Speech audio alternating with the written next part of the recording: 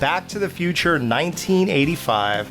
I cannot believe we're really doing this. My name is Al, and I'm joined by Chris. Chris, I have your car towed all the way to your house for you, and all you have for me is a light beer. What's going on, Dad? Daddy-o? Yeah, that's right. And I'm here with the Ghoul. Ghoul, I'm glad I gave you that note and told you that you were going to get gunned down by terrorists. They found you. I don't know how, but they found you. Glad you ran for it, Ghoul. Yeah. What the hell? Yeah, that's what you said when you said, you know what, space-time continuing, whatever. What the hell? And I'm with the guy who has an out-of-time license plate right off the DeLorean. Wow, how'd you get that, Matt? And here he is, special guest host for Matt to the Future, Back to the Future, Matt Wessel. What's up, Matt?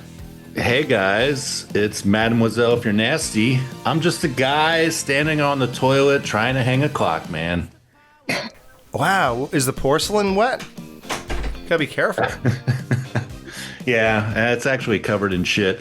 Thanks for having me, guys. And yes, I do have... He stands over his toilet when he shits. He doesn't sit down.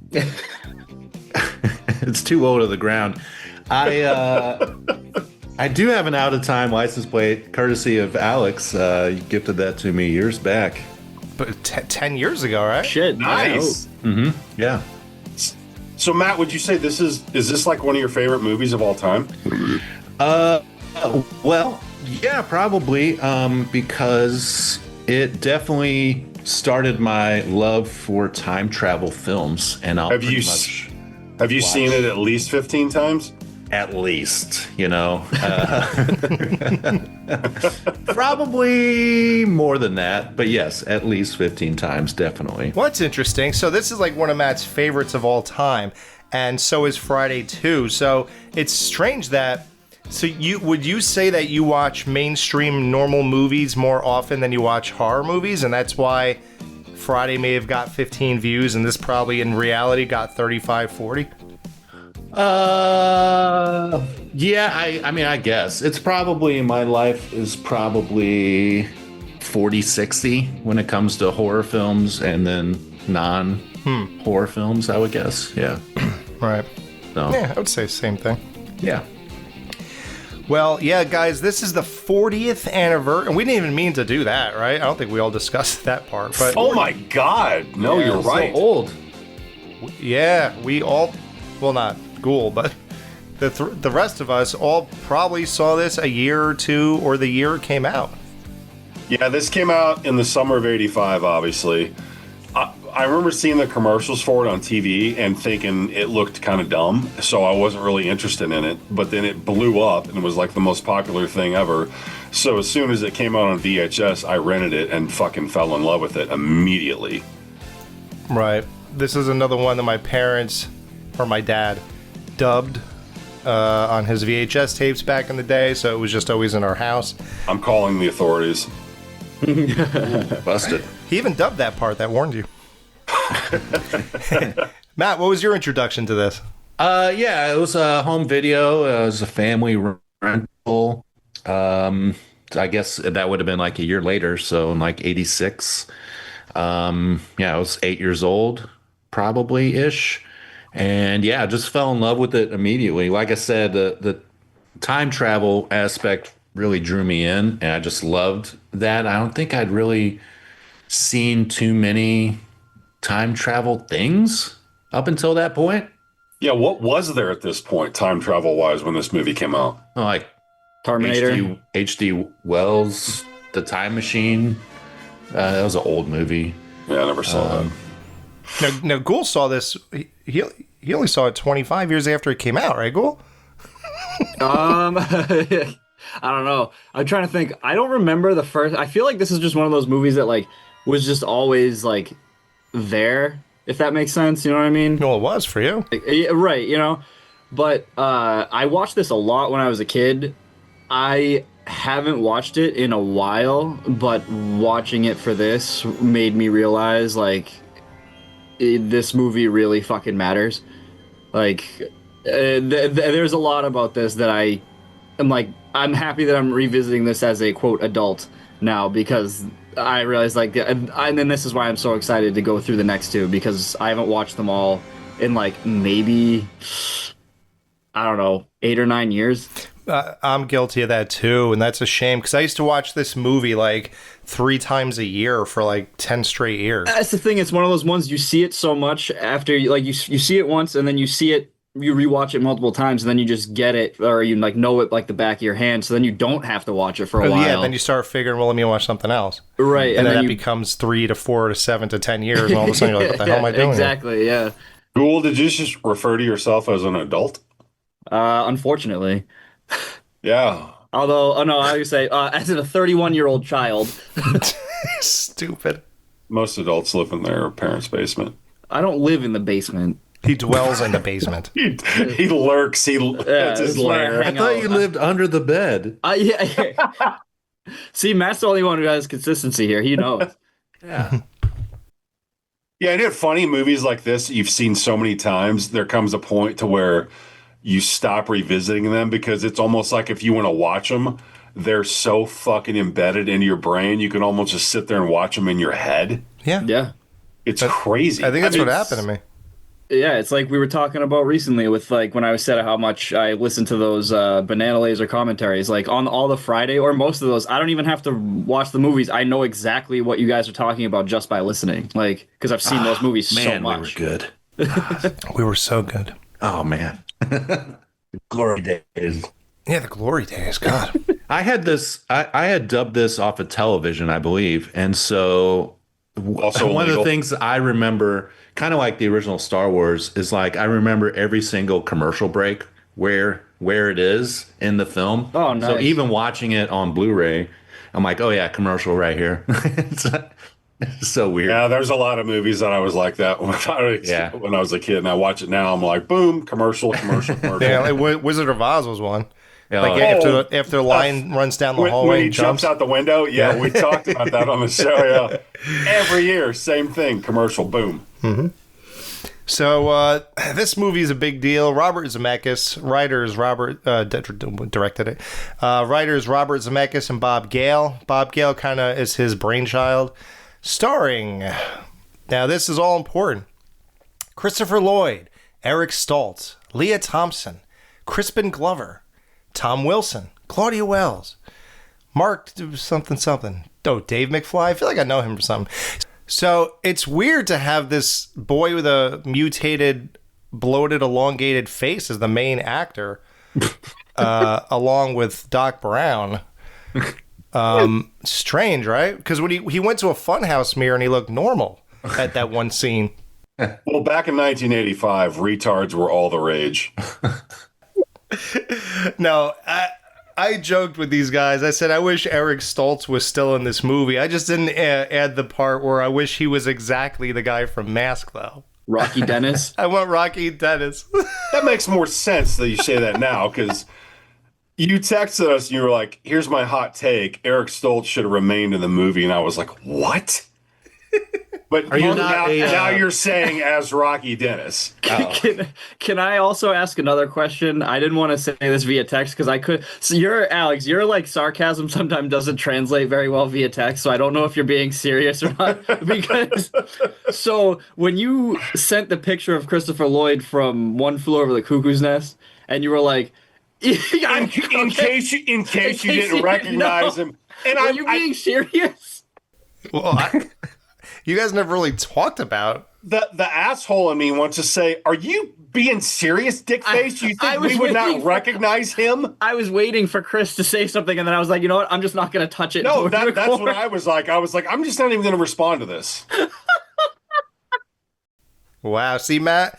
Remember how nice and pleasant things were 10 years ago with us? Matt would have been like, cool, man. Yeah, he was awesome in that movie. Yeah, I actually did recognize him. But thanks for letting me know. Well, it was 10 years earlier, and he looked, he had black hair. I just thought maybe you guys didn't realize that. Dude, Okay. he's Christopher Lloyd. Of course you're going to recognize him. Like, I almost like the asshole. It's not like he looked like Carl Weathers in One Flew Over the Cuckoo's Nest.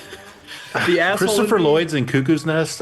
It's been forever since I've seen it. Oh, I've never even seen it, but I knew he was in the movie. I had There's forgotten. so many people in that movie. Yeah. Well, see, it's pretty normal Texas, sounds like. Okay. Well, I don't know what you guys are going. Let's get to the movie. amazing. So, how do you guys feel like? I guess Michael J. Fox is the main thing to talk about. He obviously saved the movie. When you even look at those other things with Eric Stoltz, that guy just didn't get it. Like, he acted like he was in some kind of, like, drama, like some serious movie where, like, oh, there's a catastrophe. I'm stuck in another time, and these are problems, and we really have to deal with this. And meanwhile, Michael J. Fox has this, like, whole lighthearted, really likable, relatable approach to this whole thing that makes the movie so much fun. And it's weird to see how certain actors have those qualities and how much it actually changes the entire tone of the film. Like, just watching the two scenes of these two, it's like everyone on set every time they drove home, they're like, oh my God, what are we doing They said here? he was a very method actor, and he was staying in character the whole time, and he wanted people to only refer to him as Marty. So after 2 or 3 weeks, however long it was when they finally cut him loose, they said Christopher Lloyd, when he found out, he was like, who's Eric? And they were like, told him who it was, and he goes, oh, I thought his name was actually Marty, because he made everyone call him Marty on set because he did not leave character. And I'm like, okay, dude, what That's movie some do you think you're pretentious making here? bullshit. Exactly. I hate it. I hate any actor who does that shit. I mean, there's actors like that, like Daniel Day-Lewis and other people like that Yeah. that stay in character the whole time. Whatever, but a movie like this, you're gonna tell me that, hey, you have to call me Marty McFly the whole time. I mean, I do consider this high art, so Well, maybe he's onto something. Well, Matt makes us call him Matt Wessel and not Wessel. I do make you. You signed that letter that I sent you. Matt the first And had it notarized. is Matt the first method podcaster? He must be, because he's been getting called that for 15 years now. This is not even what I look like. I don't have facial hair. Yeah. Just so you all know, you could criticize him all you want for being called Marty the whole time, but there's an amazing payoff to this. So when they went to fire him, they walked up to him and they said, Eric, we have to talk. And he goes, I'm Marty. And they go, no, you're not. You're fired. are you serious? That's what happened? Yes. Yo, you Isn't know that amazing? You know, I didn't know that. the person that got to say that probably felt so powerful. Oh, dude. He may as well spit in his fucking face when he said that. Can you imagine his look on his face when he walked back to his car after that? He was like, okay. Can you imagine that feeling, being 2 or 3 weeks deep into this movie that you knew was going to be a hit? Probably Steven Spielberg's involved, all this shit. And then someone walks up to you one day and says, see ya, bitch, you're out. Like, what the fuck? That's rough. I've never watched the footage in full of Eric Stoltz. I mean, I do think he's a good actor, but you're correct. He's totally wrong for this movie. But Have I've you only seen the deleted scenes? I've only seen like a 5-second clip here and there. Never seen anything of him even speaking. And even in those 5-second clips, you can tell it's tonally just so different. Well, if you have the Blu-ray, you need to pull up the deleted scenes or whatever they call it on there and watch, because it's the same fucking scene, identical, except with him in it. And it just feels so weird and off. Yeah.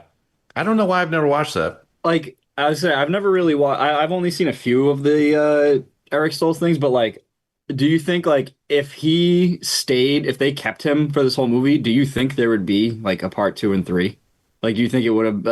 Well, Yeah. I don't know, man. I still think this movie would have been big, even if he would have been the actor. And not as big because, like you said, Michael J. Fox brings such a likableness and relatability factor to the role that Eric Stoltz was not bringing. Yeah. But the movie as a whole, I can't imagine it still not being a hit.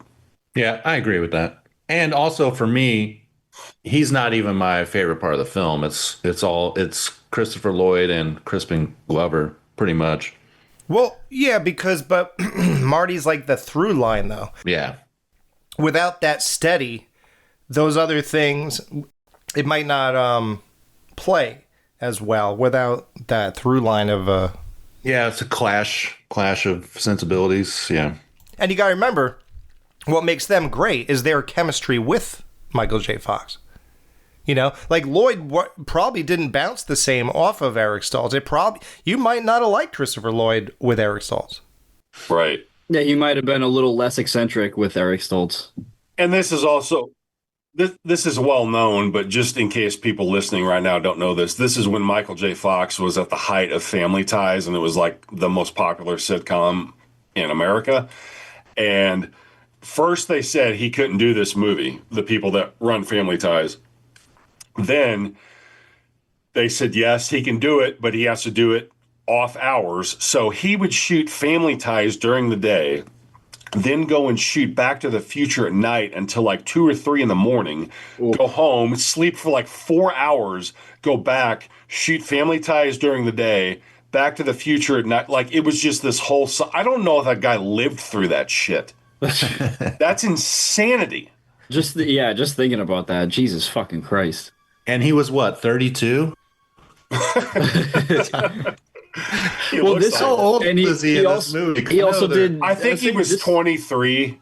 Yeah, something like that. But he also did fucking Teen Wolf this year too, which is wild. He filmed Teen Wolf before they filmed Back to the Future, but Teen Wolf did not get released until after Back to the Future because they had been sitting on it for a little bit, and then waiting to see if the Michael J. Fox effect. Back to the Future blew up. So then they put Teen Wolf out. Yeah. And I'm sure at that point he was probably like, great, I was just in this fucking blockbuster film. And now they're putting this werewolf basketball movie out there. Well, that really worked out.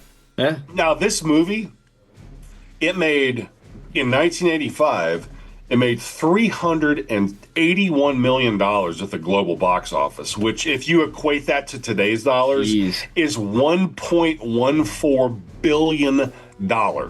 Damn. So to say this was a blockbuster is a gross understatement. Wow. It spent 11 weeks at the #1 slot in the United States. Damn.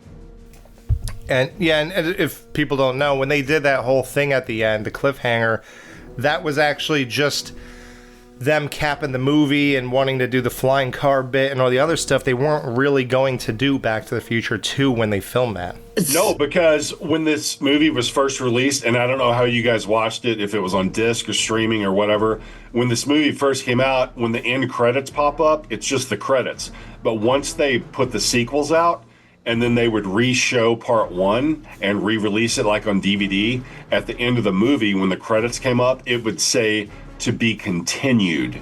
But when this movie first came out, that wasn't on there. It was just over. Oh, that really? was the end of it. Yes. It's just funny. So I bought it on Amazon Prime Digital. I'm gonna order the Blu-rays this week just because I should own these fucking movies.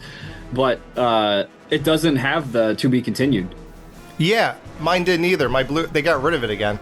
Yep. Yeah, mine I either, so. have the 4Ks and it's not on there.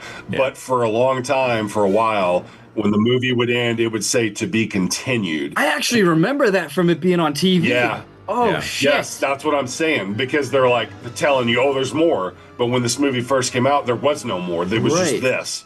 Well, that's one of the notes I have. I was like, I didn't realize fucking 4 years until part 2 comes out. Yeah, I know. Isn't that wild? That's crazy. Yeah, that iron wasn't very hot. I don't think they wanted to make it. I guess not. I just don't think they had any knowledge that this movie was going to blow up the way it did. And it's like, honestly, other than the fact you have a time machine, they're like, the story was based around something about interaction with your father at a young age in high school, not time travel necessarily. So it's like, what do we do for a sequel? We can't do the same thing that's traditionally like a sequel. Right. And this cliffhanger is so fucking stupid.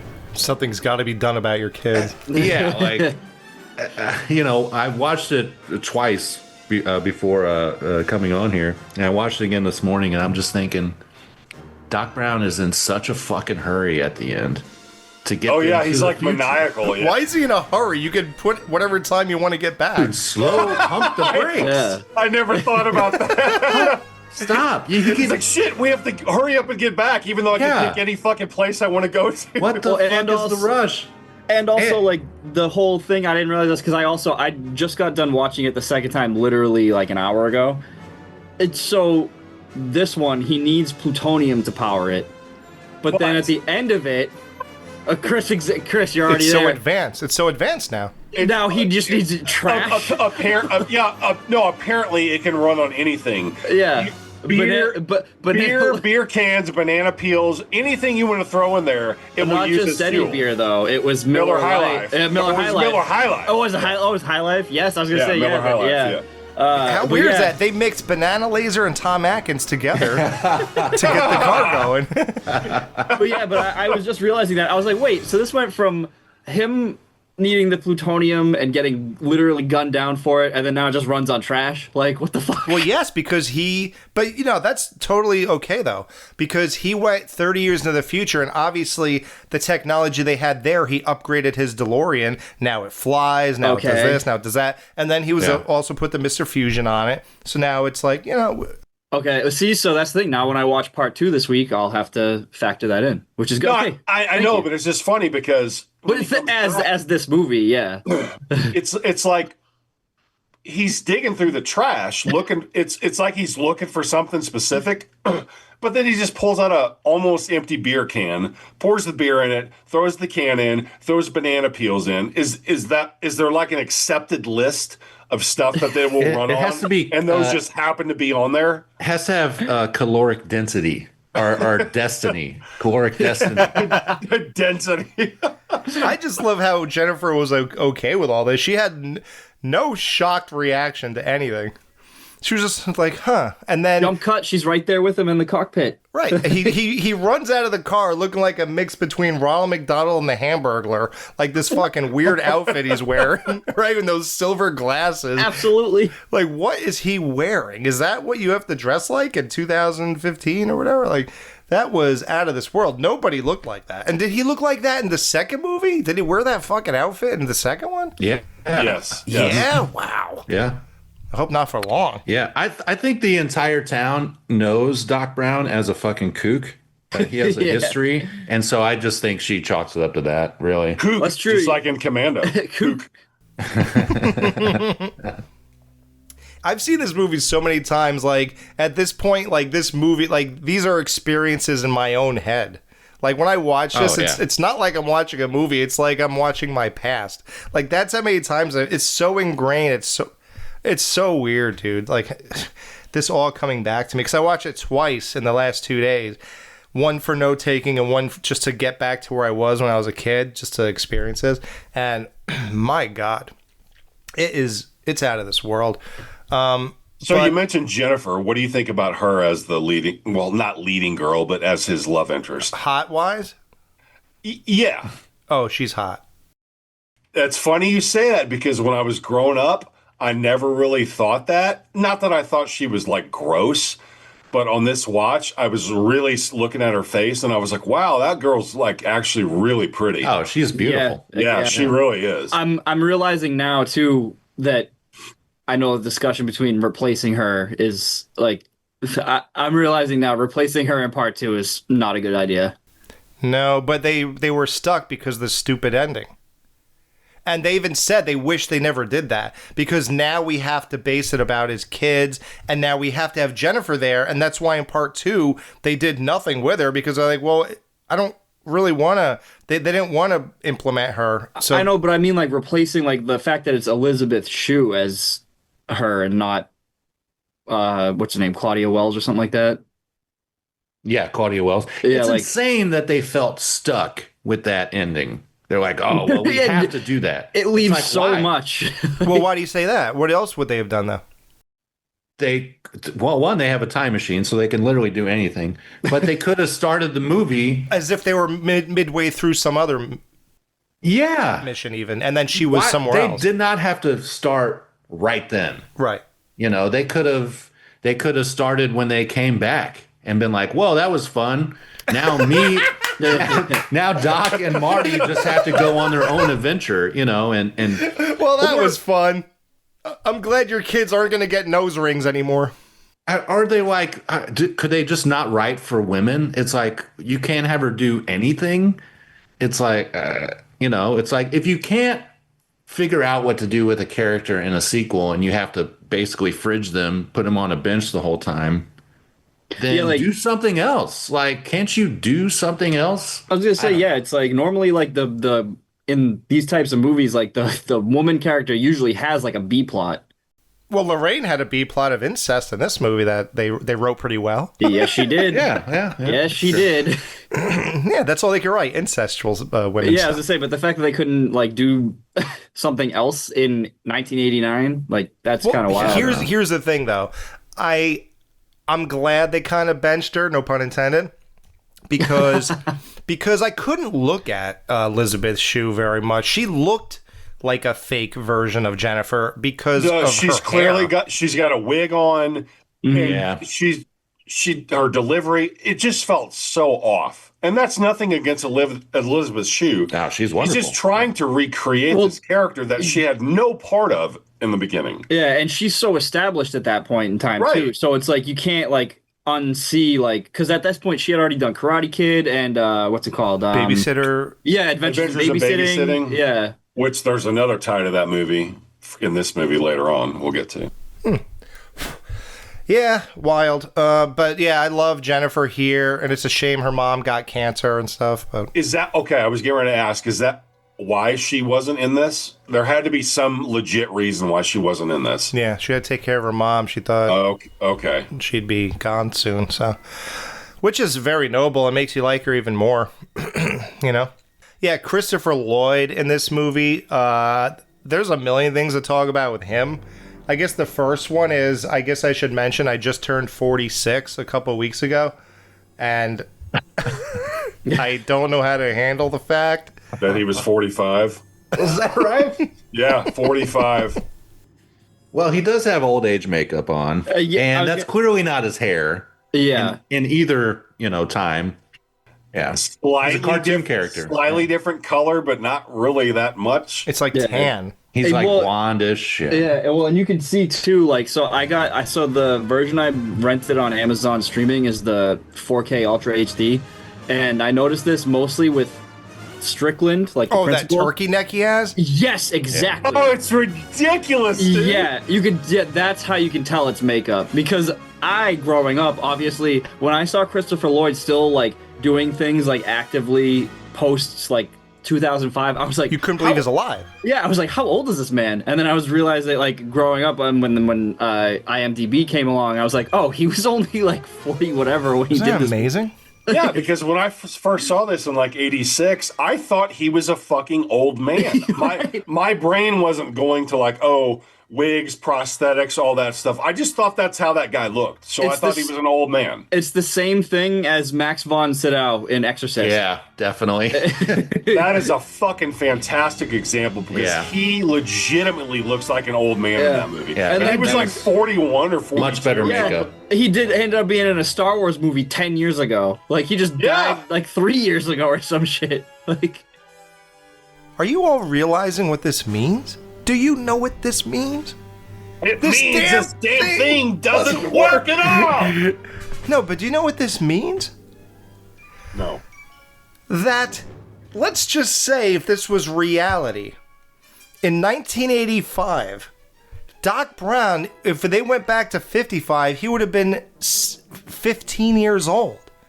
Well, yeah, if you go by the actor's right, age. yeah. Right, yeah. so they couldn't do that, so they said, well, we have to make him old enough to be able to make a time machine at least. So how old was he supposed to be in this movie? 70?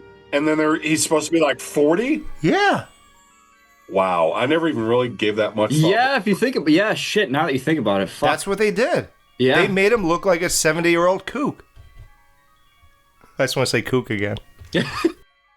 And speaking of ages, what about, not to jump ahead, but we're doing characters right now, so Lorraine's parents, once Marty gets to her house and they're eating dinner at the table.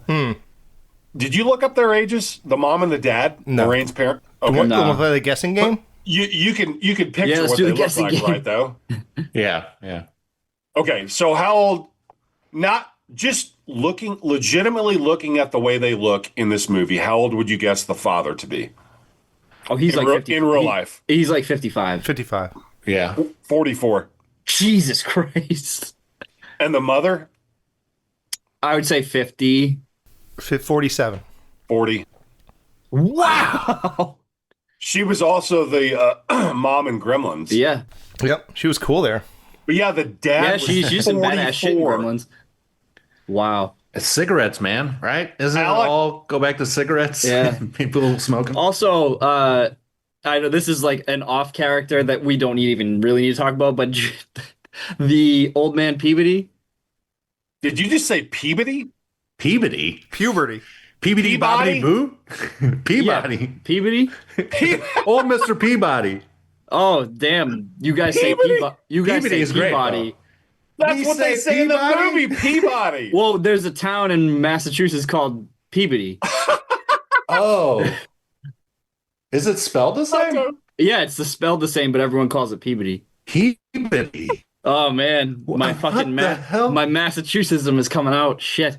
They even say Peabody in the movie, but your Massachusetts brain wouldn't let you hear that, Yeah. I guess. Anyway, I know what you're going to say. So Oh, yes. I know who he you is. better run Yeah, for your yeah. life. Yeah, that's him. Isn't that wild? Do you know who that is, Matt? Yeah, isn't he the drunk doctor in Halloween 2? No. That's Dr. Mixed Drink? mixed drink. That's not him? No, he's the old kook grandfather from Silent Night, Deadly Night. Oh, Santa Claus. Yeah. You better run. Yep, run for your life. For your Okay, life. You're right. Mr. Peabody. He breeds pine trees, that guy. Peabody. Yeah, Mr. Peabody. Christopher Lloyd, the character, he pauses on that like it's unbelievable. He wanted to breed. You mean when he said breed pine trees and then he just Yeah. kind of looks out into the ether like, He's just wow. like, wow, what a Yeah. crazy person. Yeah, a guy with a time machine thinks that's crazy. A perfectly normal fucking thing to do. Yeah, you know, when they go to Christmas tree lots, there's probably guys who breed those. Right. And then when they go back to the movie or back to the mall later at the end of the movie, it's called Lone Pine Mall instead of Twin Pines Mall because he ran over the tree when he went back Holy to 55. shit! I never noticed that. Yeah, dude. Oh, well, I got it on in the background, so I have to fucking pay attention when it comes Lone up. Pine Mall instead of Twin Pines Mall. Oh shit, that's awesome. Yeah, pretty crazy. So Biff, how do you guys feel about like all these people though, like being changed around and stuff? Like Biff, we get to see him at 47 and 17. I mean, I guess you know the real age, Chris. I didn't look it up, but Actually, I didn't for him. okay. So like, what do you guys think about him? All of his versions, and obviously we're going to get to more as we keep doing this, but he is a very he has a lot of range, I guess you could say. Tom Wilson, even though you never saw him again after these movies, but like No, he had a little bit. He was in Freaks and Geeks. If you guys ever watched that show? Oh, yeah. Yeah, I got to shout out Garai Miller here because Tom Wilson was in a movie that Garai Miller loves called Let's Get Harry that came out in like 85 or 86. Wow. Oh, you know that, Matt? Yeah. Yeah, my buddy Gary fucking worships that film, man. Oh, yeah. I forgot all about that. But no, the regular 85 version of Biff, you know, he comes over to their house after he wrecks their fucking car and is basically beating on George, Well, giving there him was a blind fucking spot. You didn't Yeah. tell him. I never knew what that was as a kid. I was like, what does that mean? Like, when he said there was a blind spot, I always, as a child, imagined the front windshield had this one, like, foggy circle area on it. I was like, what is a blind spot? Just a big dot, the- black dot. The But he's best part fucking is he's go ahead, Ghoul. he's drinking and driving. Oh yeah. He talks about how he like spilled his beer. Also, he was the actor was 26. Wow. And he's fucking yanking Marty's dad around by his tie, cracking him on the head. Hello, you know, with his knuckles and shit. Hey, McFly, your shoes untied. You know, slapping him. Can you imagine being a teenage boy and seeing your own father treated like that by Ugh. another man? How fucking demasculating that would be. Well, that's why they all worked where they worked and had the self-esteem they had, and that's Right. why everything changed when that was no longer the case. Like the guy, his brother Dave, he's like what 40 years old, and he was He works working at Burger King. Yeah, like Roy Rogers or wherever it was back then. Yeah, it's like what the hell's going on here? Why does he work there and why does he live there? I will say the makeup they did on Crispin Glover for the dad, he looks like, to me, he looks very believable as an older guy with the prosthetics and makeup they put on him. Yeah. I thought he looked good. Definitely. Not in like a hot way, but like good. Oh no, he looked really good. He definitely doesn't look like a dead fuck. And so, and so did. He's definitely not a dead fuck. When you see the way he's dancing alone by himself at the dance, you can tell this guy is swinging something. Yeah, let's go ahead and get to that now. What's the worst dance? The way he's dancing in this, or the way he's dancing in Friday the 13th Final Chapter? They're both terrible. They're both terrible, but what's worse? Clearly, this movie. This one, yeah. You think? At least I don't know. I was gonna say, at least in Friday 4, they play like a halfway decent song. I think the makeup on Tom Wilson as an older guy is the best out of everyone. He looks fantastic. He completely is believable. It's like most believable. Yeah. And it's also, he goes through another transformation after Marty comes back at the end. He comes completely homosexual. I don't know if you guys notice how fucking gay he is. When he talked and acted. Dude. Yes. Hands on the hips type shit. Yeah, Adidas tracksuit. Oh yeah, you're right. He does when he goes, "Oh, I'm sorry, I'm just starting the second coat now." He was like pre-Pauly from fucking The Sopranos. I listened to the commentary with Bob Gale, and he brought it up. He's like, fans are always asking me if Biff is gay at the end of Back to the Future, and he really didn't have an answer. He's like, well, that's just how he played it. But I thought that was wow. He punched him so hard he turned him gay. He's like, a man's fist. I'm kind of into that. He brings that package. He brings that package into the house at the end. And he's like, "Oh, hi, Marty. Oh, look, Mr. Brett Fly, it's your new book." Yeah, it's just so gay, effeminate. Biff loves packages. Oh yeah, it's a big one. It's a heavy one. I want to know why Lorraine is even willing to let this man in her home after he attempted to rape her in high school. Yeah. Like, why? What, just because you got punched? Oh, I know you went to rape me, dude, but I guess now you're George's little bitch boy, so I guess you could hang out in our home. Like, why is he there? Yeah, exactly. There's a list of like 10 things that happened in this movie that you clearly are not supposed to think about. Oh, yeah. Like one of my favorites is when Marty takes Doc to the car for the first time in 1955, and Doc says out loud, "We have to get this back to my shop." And then the next scene, the car is just back at the shop. in the shop. Did you get a tow truck? Exactly. Like what? How did they get it there? How far away was Doc's shop from that fucking hiding spot? Because Marty pushes that car behind that sign like it's made out of paper mache, like it's nothing. Yeah, they pushed it. And then they get it into Doc's fucking garage, just immediately amazing. Yeah. It's also hilarious, like, too, when he says it's hidden, and then they show him he's taking, like, the, like, branches or whatever he put on them. There's only, like, 4 of them on it. Like, you can clearly see this is a whole fucking car. Like, what the hell? Cartoon logic. It's just shit you're not supposed to think about. Exactly. And luckily, this movie is so breezy and so fast, especially after he gets to 1955. It just books, and you just don't even think about these moments, really. That's a great point, because I never even thought about that, how they got the car back to Doc's place, until this watch. I was like, wait a minute. How did they fucking get that thing back there, and how quickly? How far? Like, I started thinking about all that stuff. Never even gave that a second thought before. Did you ever give a second thought to why he cooked up a plan to put moves on his own mother until she became uncomfortable and started struggling with him in the car, and then George would rescue her? Did you ever wonder why Marty said, yeah, why would she be fighting? Oh, that's how girls are when guys are doing things that they don't want them to do, or something like that. Like, why is that your plan? To like molest your mom until she starts fighting back? Well, here's my thought.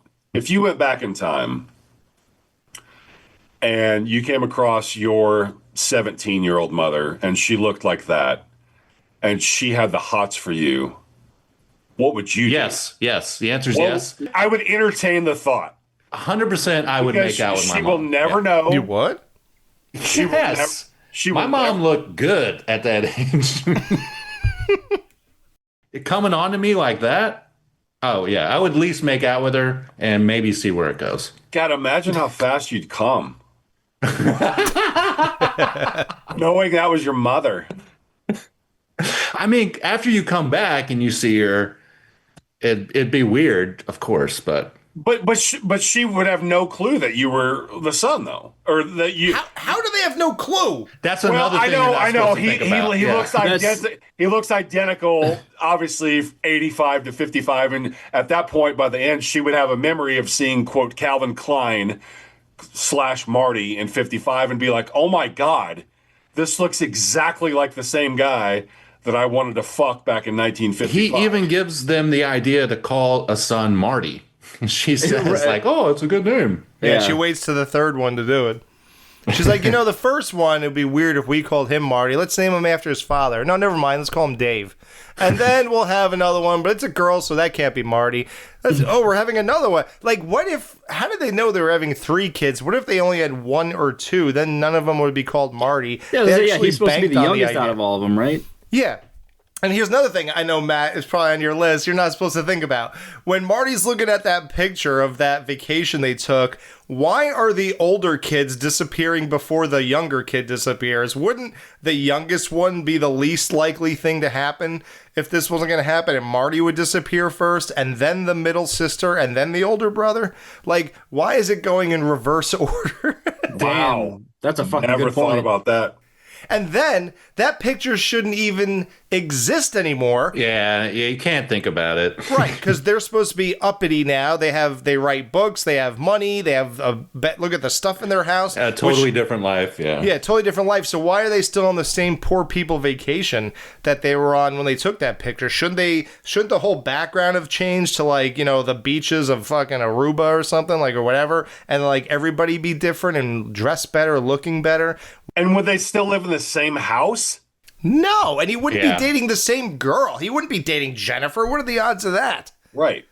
Nothing would be the same. He wouldn't know about that truck. What are the odds that the same guy who lived the same life Marty lived in the original timeline, that after it's all changed, he'd still be caring about that truck? I have an answer, I think. Okay. It's because, well, if you think about how strange it is that, what is it, November 5th, 1955 is very special to this universe because it's this day that not only do George and Lorraine get together for the first time, but it's also the day that he discovers time travel when he falls off the toilet. And even in the sequels, they point out how that Biff went back to that exact same day. And they even bring it up. It's like, what's the significance of this day? And Doc Brown just, brushes it aside saying, it could just be an amazing coincidence. But before that, he says, a bunch of mumbo jumbo about, whatever, it being a nexus point or whatever you want to call it. I think there's something otherworldly about this day and all these things intersecting. So if you want to look at it like that, everything was meant to be and was supposed to happen this way. I don't know. Why didn't they just have him in a nicer house? Why did he have to? Well, I guess he wouldn't know to drive. So after he got back to 85, he wouldn't know to go to a different house. So you couldn't do that. You couldn't. It would be the same thing as in part 2 when they go in and the black people are there. There, obviously black people are there. It's not your house. So that makes sense. But where would Marty know to go? But here's the thing. When this is harder to even wrap your head around. So Marty would go back to 85, right? But he should know that he lives somewhere else. But he doesn't because it's the same Marty from the original 85. So he's going to that original house. If he came back and his whole life was different, it should all kind of like butterfly effect be implanted into his head and make his nose bleed, and then he'd have all these new memories, right? But instead, he doesn't, because he didn't actually live that life. That human being in the car from 55 to 85 didn't live that life. The nice, rich life that all his sisters and family have lived, brothers and sisters and family have lived this whole time. So he missed out on all that stuff. He lived the poor people's life his whole life, went to 55, came back, and now he's just inserted here. He should be pissed. His life has been erased. It has. It really has, right? Nobody's even considering that fact. Because for him, it was a matter of seconds, not 30 fucking years. But it never even happened, though, Chris. It never happened. His 17 years never happened in his head. Well, you're right. Well, that's the thing. This is one of my like the time travel paradox. Like you just can't. Did he was this all meant to happen? Like did Marty create like? It's like Terminator. Like John Connor wouldn't have even. Yeah. It was like was it meant for Doc Brown to discover time travel? Was it meant for him to get gunned down? Was it meant for Marty to go back, live a week in 1955, create himself basically by getting his parents together, and then getting back to 85? But there should be a different Marty there, though. Well, that's the thing. So he gets there and he sees and hears when Doc gets shot down. You hear him shout no, and then you see him go into the future. So it's like, is it just a fucking infinite time loop? Yeah, is that guy still going to 55 now, and he's reliving all this again? Right? Is it just like an infinite? Like, yeah, it's a fucking right. There's because he's watching himself saying "No, bastard!" Yeah, and then going back to 55. So yeah, once 85 hits, is there two Martys now? Mm-hmm. Well, no, because then 85 Marty, you hear it. You hear the sound of the DeLorean going into the future, and then the van crashing. Yeah, but where's the Marty who lived the new life of 85? Where is he? He doesn't exist. No, it's only in his head. I would say, or is that him? You know what I mean? It's weird. It is. I mean, unless there's another one's going to walk in the house later, it's him. Well, another one will walk in the house later because I feel like this is just like an infinite loop. You know what I mean? I don't know. No one knows. I gotta go. I can't handle this. Matt, what do you think about all this? Well, I mean, okay, there's like 10 plus different ways time travel is handled in storytelling.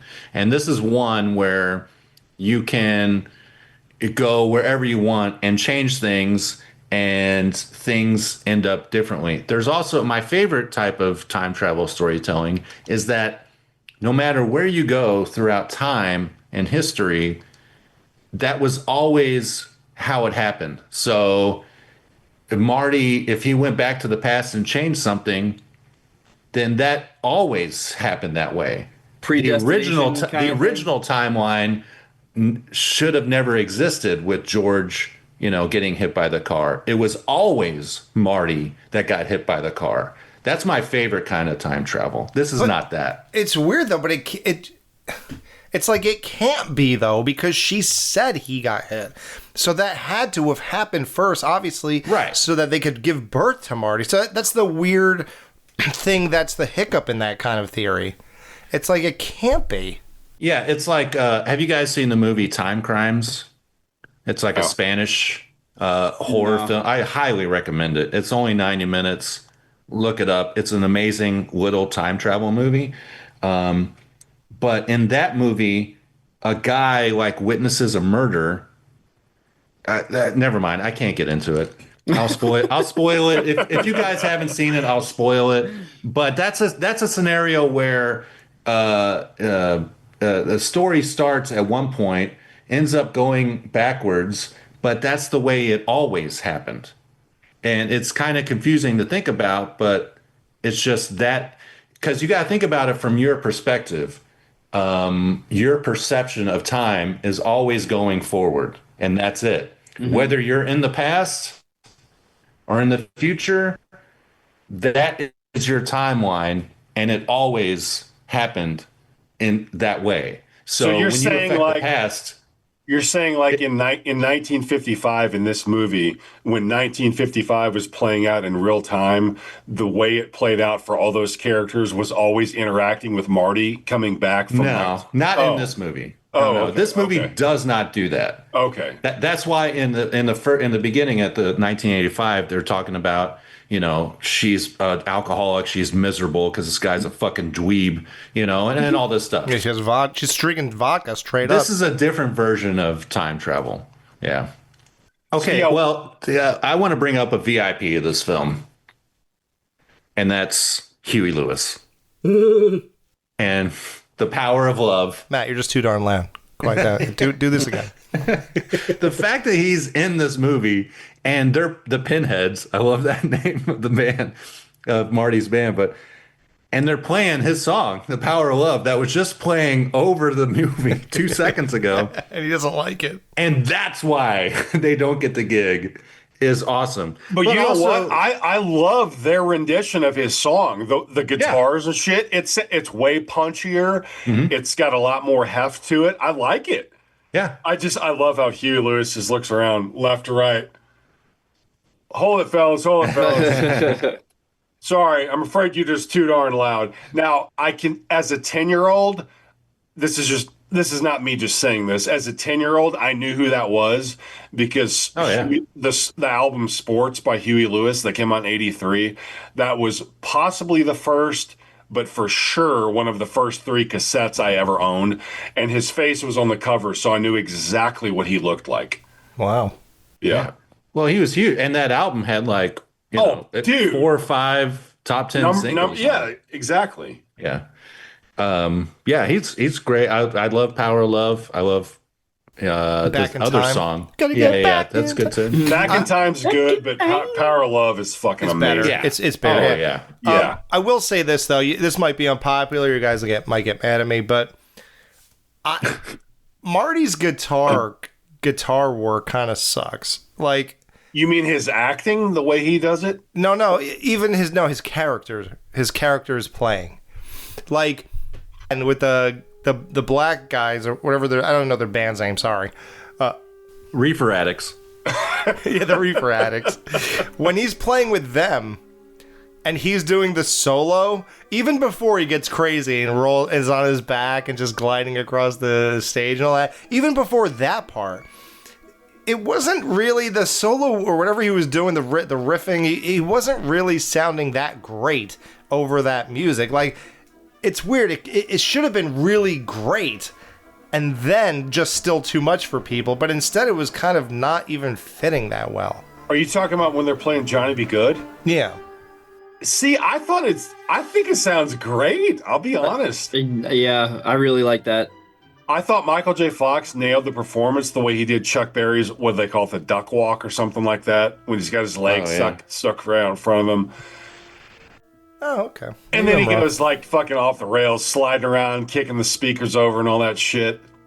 Now, if you want to take this movie and okay, so from 85 back to 55, of course, the way he's playing the guitar, they've never heard anything like that in 1955 before. But if you take a 30-year chunk from now back to 1995, I don't think there's anything someone from now could go back 30 years and play where people would be like, oh my God. Looking at, yeah, exactly. Because you got to remember, in 1994, which would have been 31 years ago instead of 30, you already had Cannibal Corpse and Ace Ventura fucking playing. Now it'd be like dubstep or something. Yeah, like something that was completely not around back then. Yeah. Mm-hmm. But as far as like guitars and rock and stuff, there's nothing you could play in 95 compared to now that would like blow people's brains off. Like, what are they fucking doing? I can't really speak. I don't really have an opinion about Michael J. Fox's playing or even in the story of Marty. But his singing is fucking wow. Oh my God. That's not him, right? What? I used to try to convince myself that was him. I was like, well, maybe when he sings with that nice microphone, it sounds different. Right. I've always hated that. I guess he just doesn't have a good singing voice. Even as a kid, I was watching that movie like, that's not him. Yeah. So It's weird. upon this watch, the vocals were done by a guy named A guy. Matt.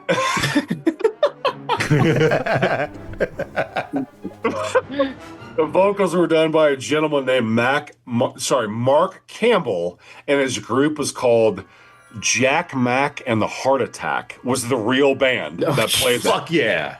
Jack Mack and the Heart Attack. Hell yeah. But yeah, it's so fake looking the way Marty is lip syncing to those So vocals. horrible. Like, these days they would have used AI and they would have just had a guy really sing and then put AI to make it his voice, and then Alex, I'm surprised with all the AI shit you've been fucking with. I'm surprised you haven't put this through the thing yet and like actually made it. Oh, I'm still putting Rocky Dennis in this movie. I'm sorry. I'm too busy with that. Matt, by the way, I sent you a few texts. I saw. And unfortunately, when they do Rocky Dennis and the AI and Chat GPT, it makes him look old for some reason. Like I think Chat GPT doesn't understand what's wrong with Rocky Dennis's face, so it assumes that he's just some weird old man. And it just makes him look like he's 50, so it keeps messing up my pictures. Couldn't be 50. Slept on the wrong side. Died when he was like 17. Aw, dude. He messed up, man. That's what happens in the movie. This movie would have been so much better if they had Rocky Dennis as the lead character. Yeah, you think Lorraine would have wanted to fuck Rocky Dennis? Oh my god, they would have kicked him out of the house. They wouldn't even picked him up off the street. No, they'd have called the fucking zookeeper to come pick him up. A lion got loose.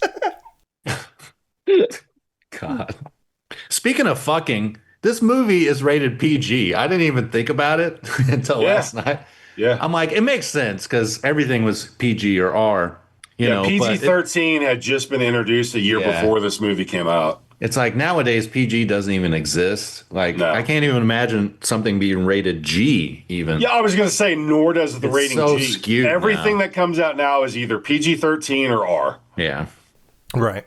Yeah, this movie would have been cool if it was rated R. We would have got some awesome rape scenes. Well, they did have porno theaters in the town square in 1985. That's true. Yeah, you saw that? Oh, yeah, dude. Yeah, you also had those terrorists. If they had actually like shot Doc Brown, he would have fucking gotten. Yeah, I thought there was no spurts. red blood stains on his big white overall thing he was wearing. Like, how come he's wearing something white and he gets shot up and there's no red on it? Also, extremely inappropriate use of an AK-47 in this movie. When tell us, Cool. What? because the guy's AK-47 jams, and that gun is notorious for not jamming. This fucking thing's jammed. Yeah, he's like, oh, okay, like no. The AK is the reason why that's like one of like the world's most renowned firearm is because it is so reliable. Like you can throw it in mud. Like there's videos you can throw it in mud and the fucking thing will still fire. Huh. Awesome. Oh, I love visiting Ghoul's gun corner. That's a Ghoul's gun corner. I love that. We should make that a segment on Yeah, every you need show. like a 5-second theme song to that. You gotta make something. Ghoul's gun corner. He always criticizes gun use in movies. I know, but yeah, it's great. It's funny because when we just did the Predator 2 commentary, I said how I love when I miss which this movie is guilty of, which I love, the infinite ammo cheat code. When they show the town square in 1985, the movie theater, there's an adult bookstore like on the right, and the movie theater, the marquee, it says 24-hour XXX theater, and the movie that's playing at the time is called Orgy American Style. When I was a kid, I had no fucking I didn't even pay attention to that. Could we go review that movie? Could we just stop this? I think there is a movie called Love American Style. You know what's strange? This is 85 and Pee-wee, you can see his bike parked out in front. Damn it! Fucking damn it. Do we all have the same fucking note? No, but I do have a Pee-wee note. Mine is the way when Marty goes to docks at the beginning and there's the fucking clocks everywhere, the coffee maker just spitting out water, there's no Rube pot. Goldberg? Yeah. Yeah, how did Pee Wee Herman create this Rube Goldberg thing that was perfection, But Doc's shit is just dumping wet dog food can after wet dog food can on top of each other. No. Okay. It was done right. It's just that he wasn't there for a week. Yeah. No. Oh, okay. What do you think? What do you mean? Why does the toast come out burnt? The clocks are all fucked up. Because the same toast keeps sinking back in and then going up. It was probably burnt days before. Oh. Yeah, he's not taking it out and eating it. Okay. Yeah, it goes back in. And I just thought it was funny. It was the same year that Pee Wee came out with that perfected Rube Goldberg thing. nothing he does works. Like it should be surprising even for the time machine because he can't do shit. Well, I guess the clocks work or whatever. They're all lined up. But yeah. Okay. We get to that? Yes, thank you. Go ahead. Okay, so he says, my experiment works. I'm sorry, what experiment leads to 100 clocks being slow? Okay, so Marty was on his way to school, right? I'm assuming he left his house at the same time every day. Every day, because he looks at his clock. And then, right. So then he goes to Doc's and somehow loses track of 25 minutes of time. And then he's like, damn, I'm late for school. Did he really, like, the fucking whole time thing in his head slow down that much to where he lost track of 25 minutes of time? He was already late by the time he got to Doc's place. Yeah. So his clocks had nothing to do with his tardiness. Right. It was whatever he did before that. So he acts like, damn, wait, are you telling me these clocks are late? Damn. It's like, what do you mean, damn? Why are you going by these? You just got there.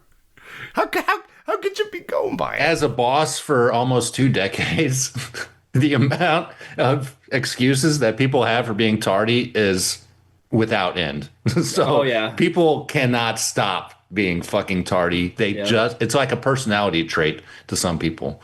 Well, it's just who I am. You know, it's like, fuck you. Did anybody ever tell you that they were at Doc's place and his clocks were late? And then you said, still hanging around, Dr. Emmett Brown. It's Dr. Brown. I can't help it. I love the people who are come in like, 10, 15 minutes late, but then they come in with like food or like coffee or something. Yeah, they had time for that. Oh yeah, you had time for that, but you can't get here on time, you fucking asshole. Now, does Doc have the biggest guitar amplifier ever made? Does Marty have the smallest guitar ever made? Right, yeah. Did you see that? Looks like a ukulele. Yeah.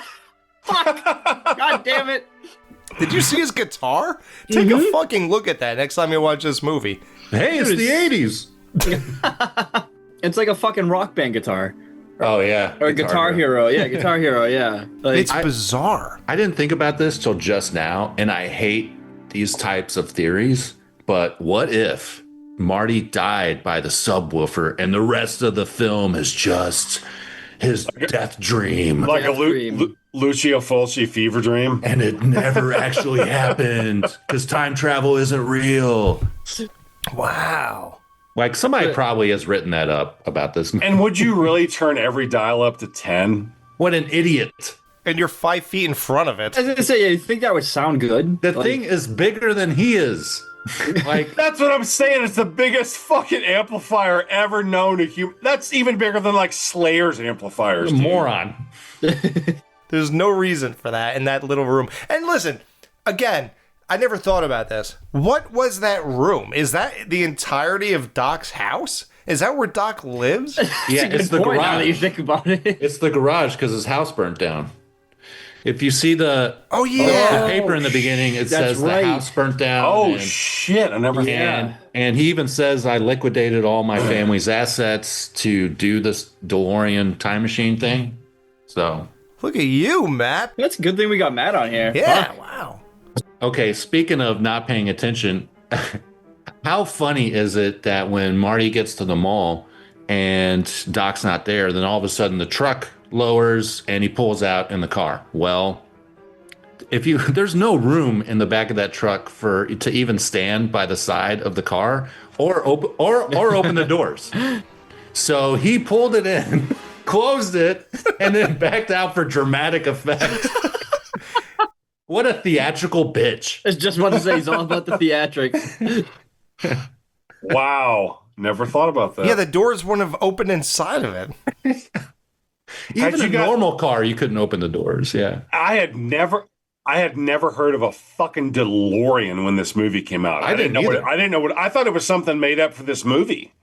Yeah, It there just was a makes guy. me think of Tesla trucks when I see them There was a because they're so boxy. Shit. there was a guy in our town that had a DeLorean after this movie came out, and I remember being like, "Oh my god, that's the Back to the Future car." Run for it, Marty! Run for it, Marty! Matt, do you remember a guy named Mac Davis? He's who owned the McDonald's in town. No. Oh, he had an actual DeLorean back in the 80s. Oh, I bet that guy got so much pussy. I'm sure. Fucking McDonald's and a DeLorean. This guy's Yeah. swimming in fucking cream. Yeah, but oddly enough, just like Marty, it was his mom. Hey, wait, here, hey, Matt, want to hear something real violent? Hey, Yeah. hey, Chris, what would you do if you were about to make out with a chick and an old woman shook a can in your face and started talking about the clock tower? I would dust that bitch. I'd knock her out, and then I'd fucking bend her over and her with that shit. Oh, what a twist. So while she's unconscious, cool. You know, I'd also put her in like a walk-in refrigerator, let her body temperature come down. Now, would you do this in front of or away from Jennifer? Something I realized within the past like 5-6 years watching this is that the lady wants to save the clock tower, which means not fixing it. They want to keep it broken. They just want to preserve it as it is. Yeah. The city is Yeah. trying to fix it, I guess, which is crazy because there's so much other things in town that need fixing, like the graffiti problem and such. But yeah, she's trying to raise money to not fix it and keep their history and stuff, which I think is interesting. And he gives her a fucking quarter. Yeah, that's going to change everything. She lovingly accepts it too. That's the thing. She's like, "Oh, thank you." Yeah, he should have thumbed $100. Well, back in 1985, a quarter, you guys don't know, that was worth 92 cents. Close to $1, right? Little known fact. Well known fact. Little known fact. Bring that back.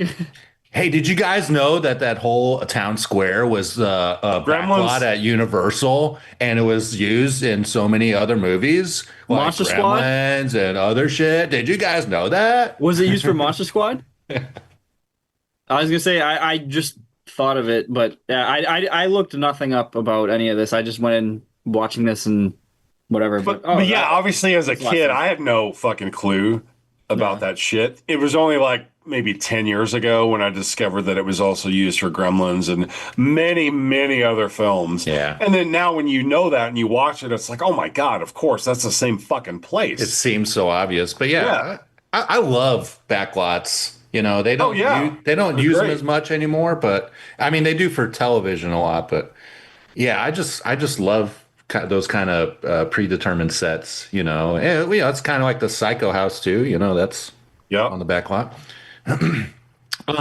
Another thing you're not supposed to think about, which, you know, since we're talking about the clock tower, is the fact that they're like, oh, we know exactly the time that lightning's going to strike, 10:04 p.m. Yeah, what about the other 60 seconds that it could have hit? Yeah, exactly.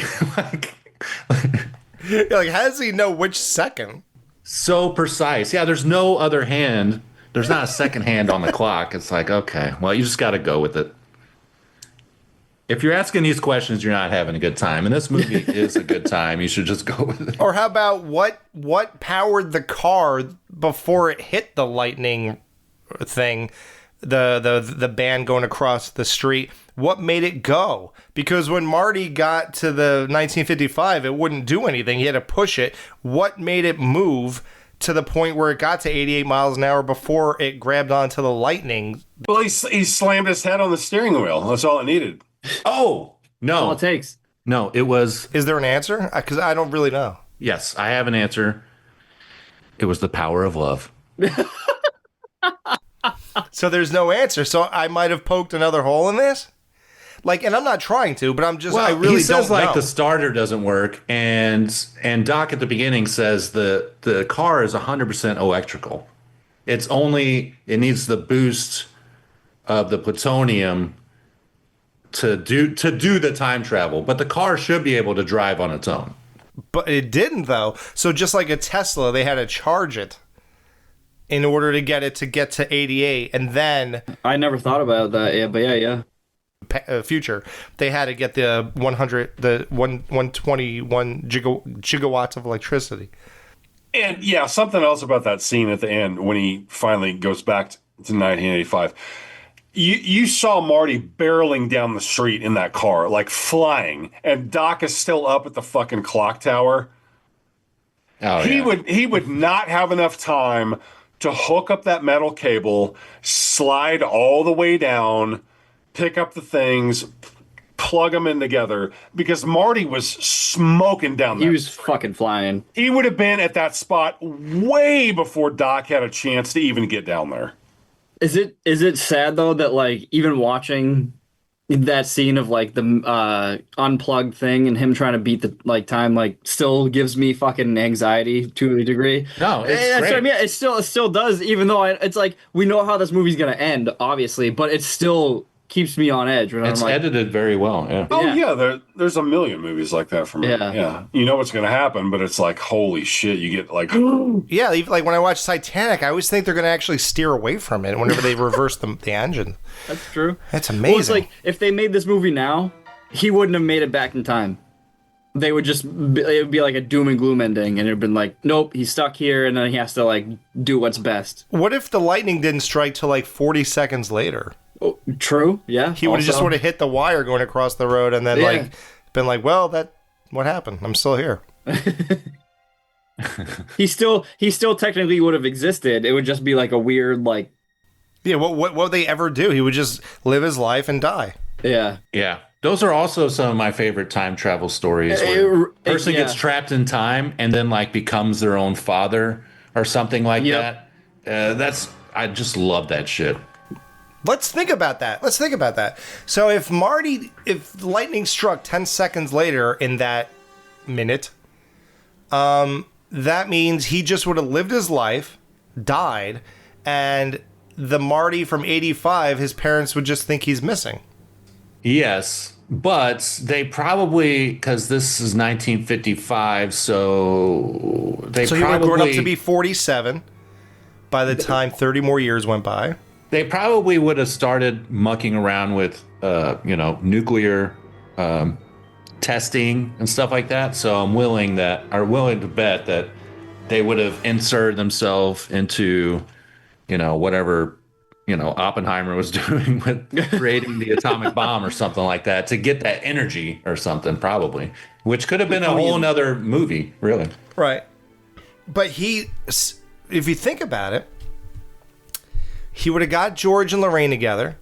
30 years would have went by, and he would have met himself. Yeah, right. I was gonna say. right, So yeah. so the photo comes back as soon as George and Lorraine kiss. Boom. That means future. You're good. But yeah. So if he stays in that timeline, He would tell that Marty not to get in Doc's car, not even to go to Twin Pines Mall that day, and live out the rest of your life. But then he would have never existed again. so that would undo his existence. Right. Yeah. Right. And also, if Doc, Marty gave him that letter and Doc ripped it up and all that shit, obviously Doc taped it back together, read it, and was prepared.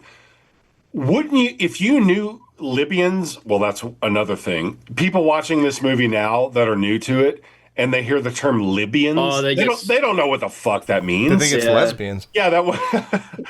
But if you were Doc and you knew this was coming, wouldn't you maybe pick a different location to do this instead of being in the same Yeah, place? why did Doc do the same thing and just get shot again? Knowing that people were going to show up and shoot him, but he was like, "Well, I'll just wear a bulletproof vest." Yeah. What if he shot you in the face? Yeah, why wouldn't you just pick a completely different location? Which also negates his reaction in the beginning where he's like, oh, they found me. Yeah, they found you in the town you live in. What's so shocking about They that? found me. I don't know how, but they found me. Like, What if they shot you in the face? Well, that was a chance I was willing to take. I said, what the hell? That's I'm so hilarious. glad somebody gets all these. Yeah. And what when they had the dog in the car to do the initial experiment so he could show Marty what was going on, why would Doc and Marty stand in the direct path of the car? Yeah, yeah. This is the first time you ever did this. Yeah, and then why does Doc turn and look over at Marty and kind of looks him up and down and just gives him this weird look as Marty's like sitting there filming with the camcorder on? Because he was him? like, "Man, this is sexy." And then why? I mean, you wouldn't, and you see the fucking car start shooting laser beams out like a fucking TIE fighter from Star Wars, and you don't move. You just stand there as the car is basically right on you. Because you just have faith that that's what's going to happen. This car's going to disappear. And he goes, "Einstein, you're the first time traveler." And he's like, "Wait a minute. You didn't even know this would absolutely for sure work?" Right. We could have died, you asshole. Yeah, right. Why would you stand there? And then when he was standing there, the flames were like 1.5 feet high. They're on their feet and pants. They'd be burning their jeans and pants and all that shit. Oh, yeah. They would look like Cropsy. They'd be running. They'd be like, "What the fuck are we doing here?" It is crazy that they stood there. I mean, look. Just fucking stood there. It looks great on film. Yeah. But my God, what are you thinking? Yeah. And how come when the car comes back, a minute or whatever he said he skipped over, there's ice all over it? Because they went to the planet Hoth. Oh. Oh, okay. Shame he didn't come back with a tauntaun. Yeah, can you imagine a tauntaun being behind the steering wheel of that car? Wait, but then after that, it's never ice again until the very end when Marty shows up in 85 again. Well, that's because like when he drives into Peabody or whatever you call that's like him. a time. I think that's like a trope, I guess, so to speak, of like time travel is like. Yeah, it's only when they actually time travel when that happens. I don't even think it happens in the sequels. No. What I'm saying, no, it doesn't. And what I'm saying is, even when he goes to Mr. Peabody's farm and he drives into the barn or whatever. I feel like such a dick. Peabody. He drives into the barn. It's not ice. And he went in time, Matt, and at that point. Oh shit! Yeah, I thought Right, it was. and I don't know. That brings me to another point. When you go back in time or forward in time, whatever, you don't know what's going to be in front of your car when you come out. If you're leaving from the exact same spot, Yeah. you might reappear in 2025. And there might be a guy there. A guy. There might be a fucking skyscraper 10 feet in front of you, and you just run into it and die. How about this? shit. Did you guys notice that Marty was driving right into like a kiosk stand or whatever when he was that Kodak film or whatever the fuck it right was. Yeah. when he was running away from the Libyans? Like, why would you drive into that? Like, even though and Marty didn't realize he was going to go back into the past. He didn't like put that together when a rocket launcher was aiming towards him. He didn't. No. Well, he back. I thought he was supposed to go back to the future.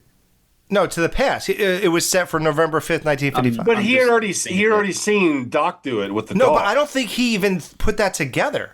No, he did, because that's why he says, "Let's see if you bastards can do 90." Right. No, that was to get away from them. Not to No, get... no, that's because he knew if he got up that high, he was gonna fucking time travel. No, Matt, what do you think? I don't believe that. Yeah, I'm with Alex on this one. I don't think he was. I think he was just trying to get away. Yeah. Dude, he didn't put that together. But when the fucking lasers start shooting out of his car when he's driving, you can see him like brace himself and go, like he's preparing for what's about to fucking happen because he knows what's coming.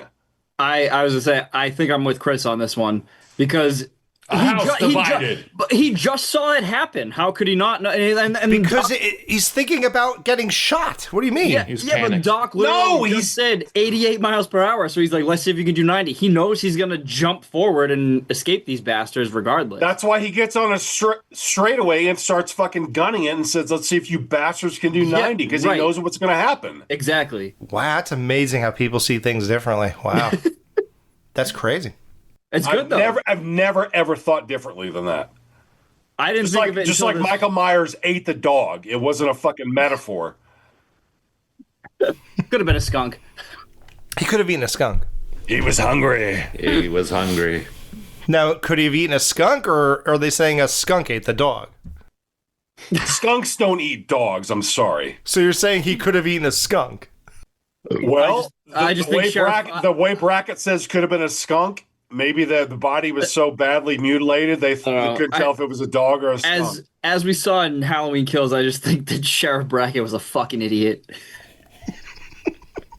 Anyways. All right, let's get to this movie. So how about when they get to 55? Let's talk more about Halloween 78. Come on. I want to go back to the incest. So when Lorraine kisses Marty, So hot. she says, "Well, it's kind of like kissing my brother." So she kisses her brother on the lips. Yeah, That's how they did it back in 1955. Oh, okay. Okay. So that's how it is in their family. Marty, this is like when I made out with my brother last week. Right, yeah, exactly. I'm like, just okay. practicing. I guess it's more of just a sensation of being, you don't even think, I mean, most people don't even think about having sex with their siblings because it's just Speak a for natural yourself. thing.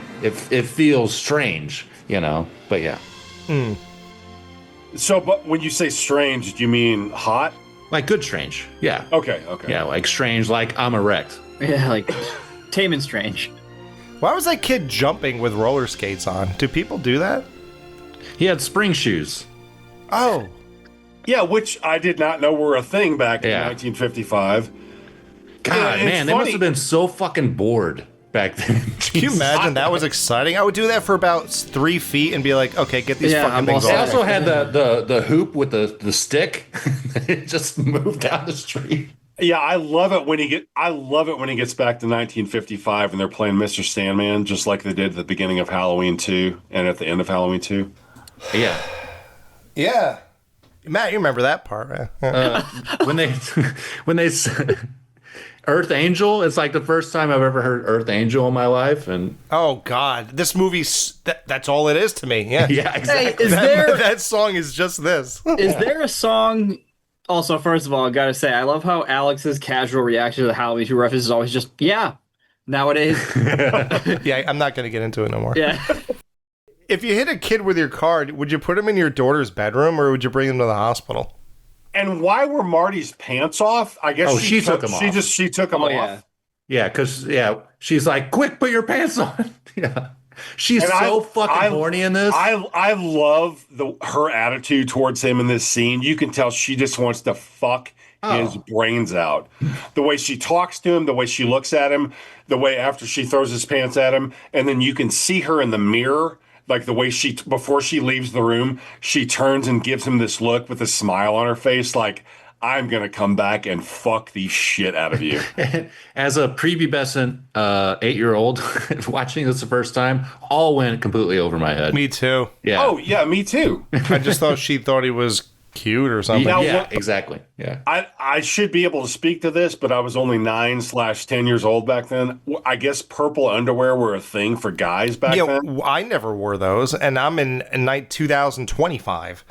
Like, it's not like in 85. Then again, that was more of a sort of flamboyant kind of time. In the 80s, think of like rock bands. They kind of came out doing feminine type things.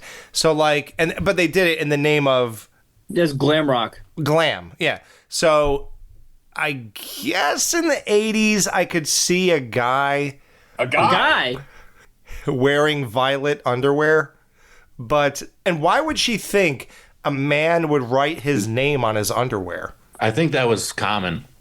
Do you really? What? Because they might get confused with another guy's underwear? Like, Yeah, like when I Krueger think put your his name on mom his did hat. it. I think your mom did it when there's a bunch of siblings and shit. who would stitch it in, though? It's not like it's with a black marker, right? This is stitched in. That's true. How the That's fuck true. is she supposed to know?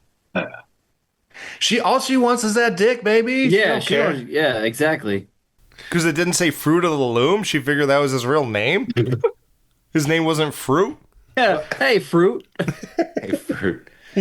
Again, though, if you were back in 1955 and you were with your mother and she looked like that, would you be able to resist? No. Knowing that No. she's my mom, yeah. No, Well, again, no. I'm 46. If I was 17, oh God, I don't know, man. Listen, I can't get into my headspace back then, but I'm sure it would be very different than 30 years of knowledge. But yeah, I don't know. Maybe my impulses would have got the better of me. I don't know.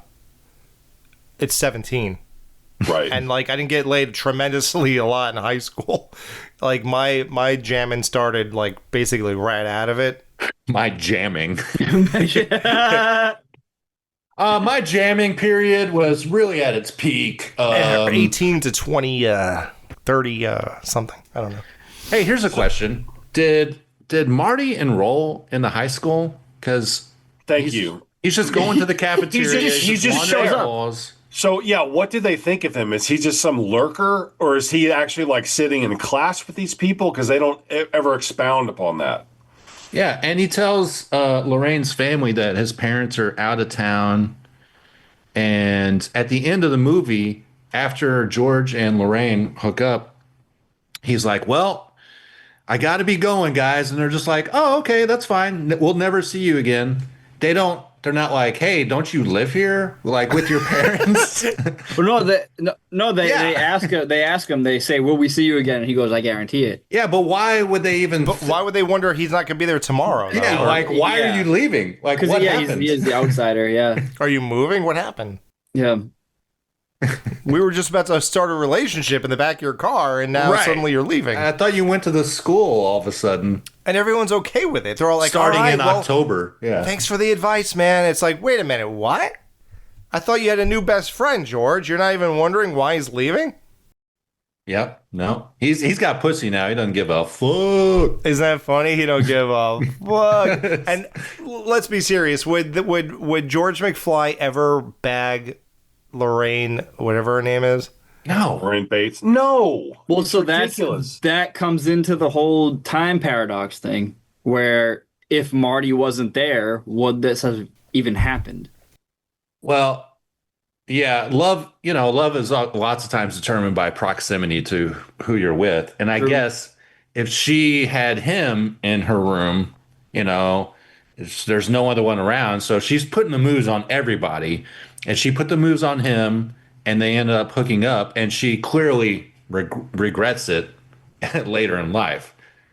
But the fact that she falls in love after he punches Biff is ludicrous. I don't Because he rescued her from rape, though. I know she's turned off by Marty because, it's like kissing her brother now. And so she instantly goes to George because of the punch. I don't know. Yeah, it's kind of far-fetched. There's something in the punch. Yeah. Well, she did have a couple swigs earlier though, and a cigarette before that. So And a cigarette. yeah, she was a little impaired.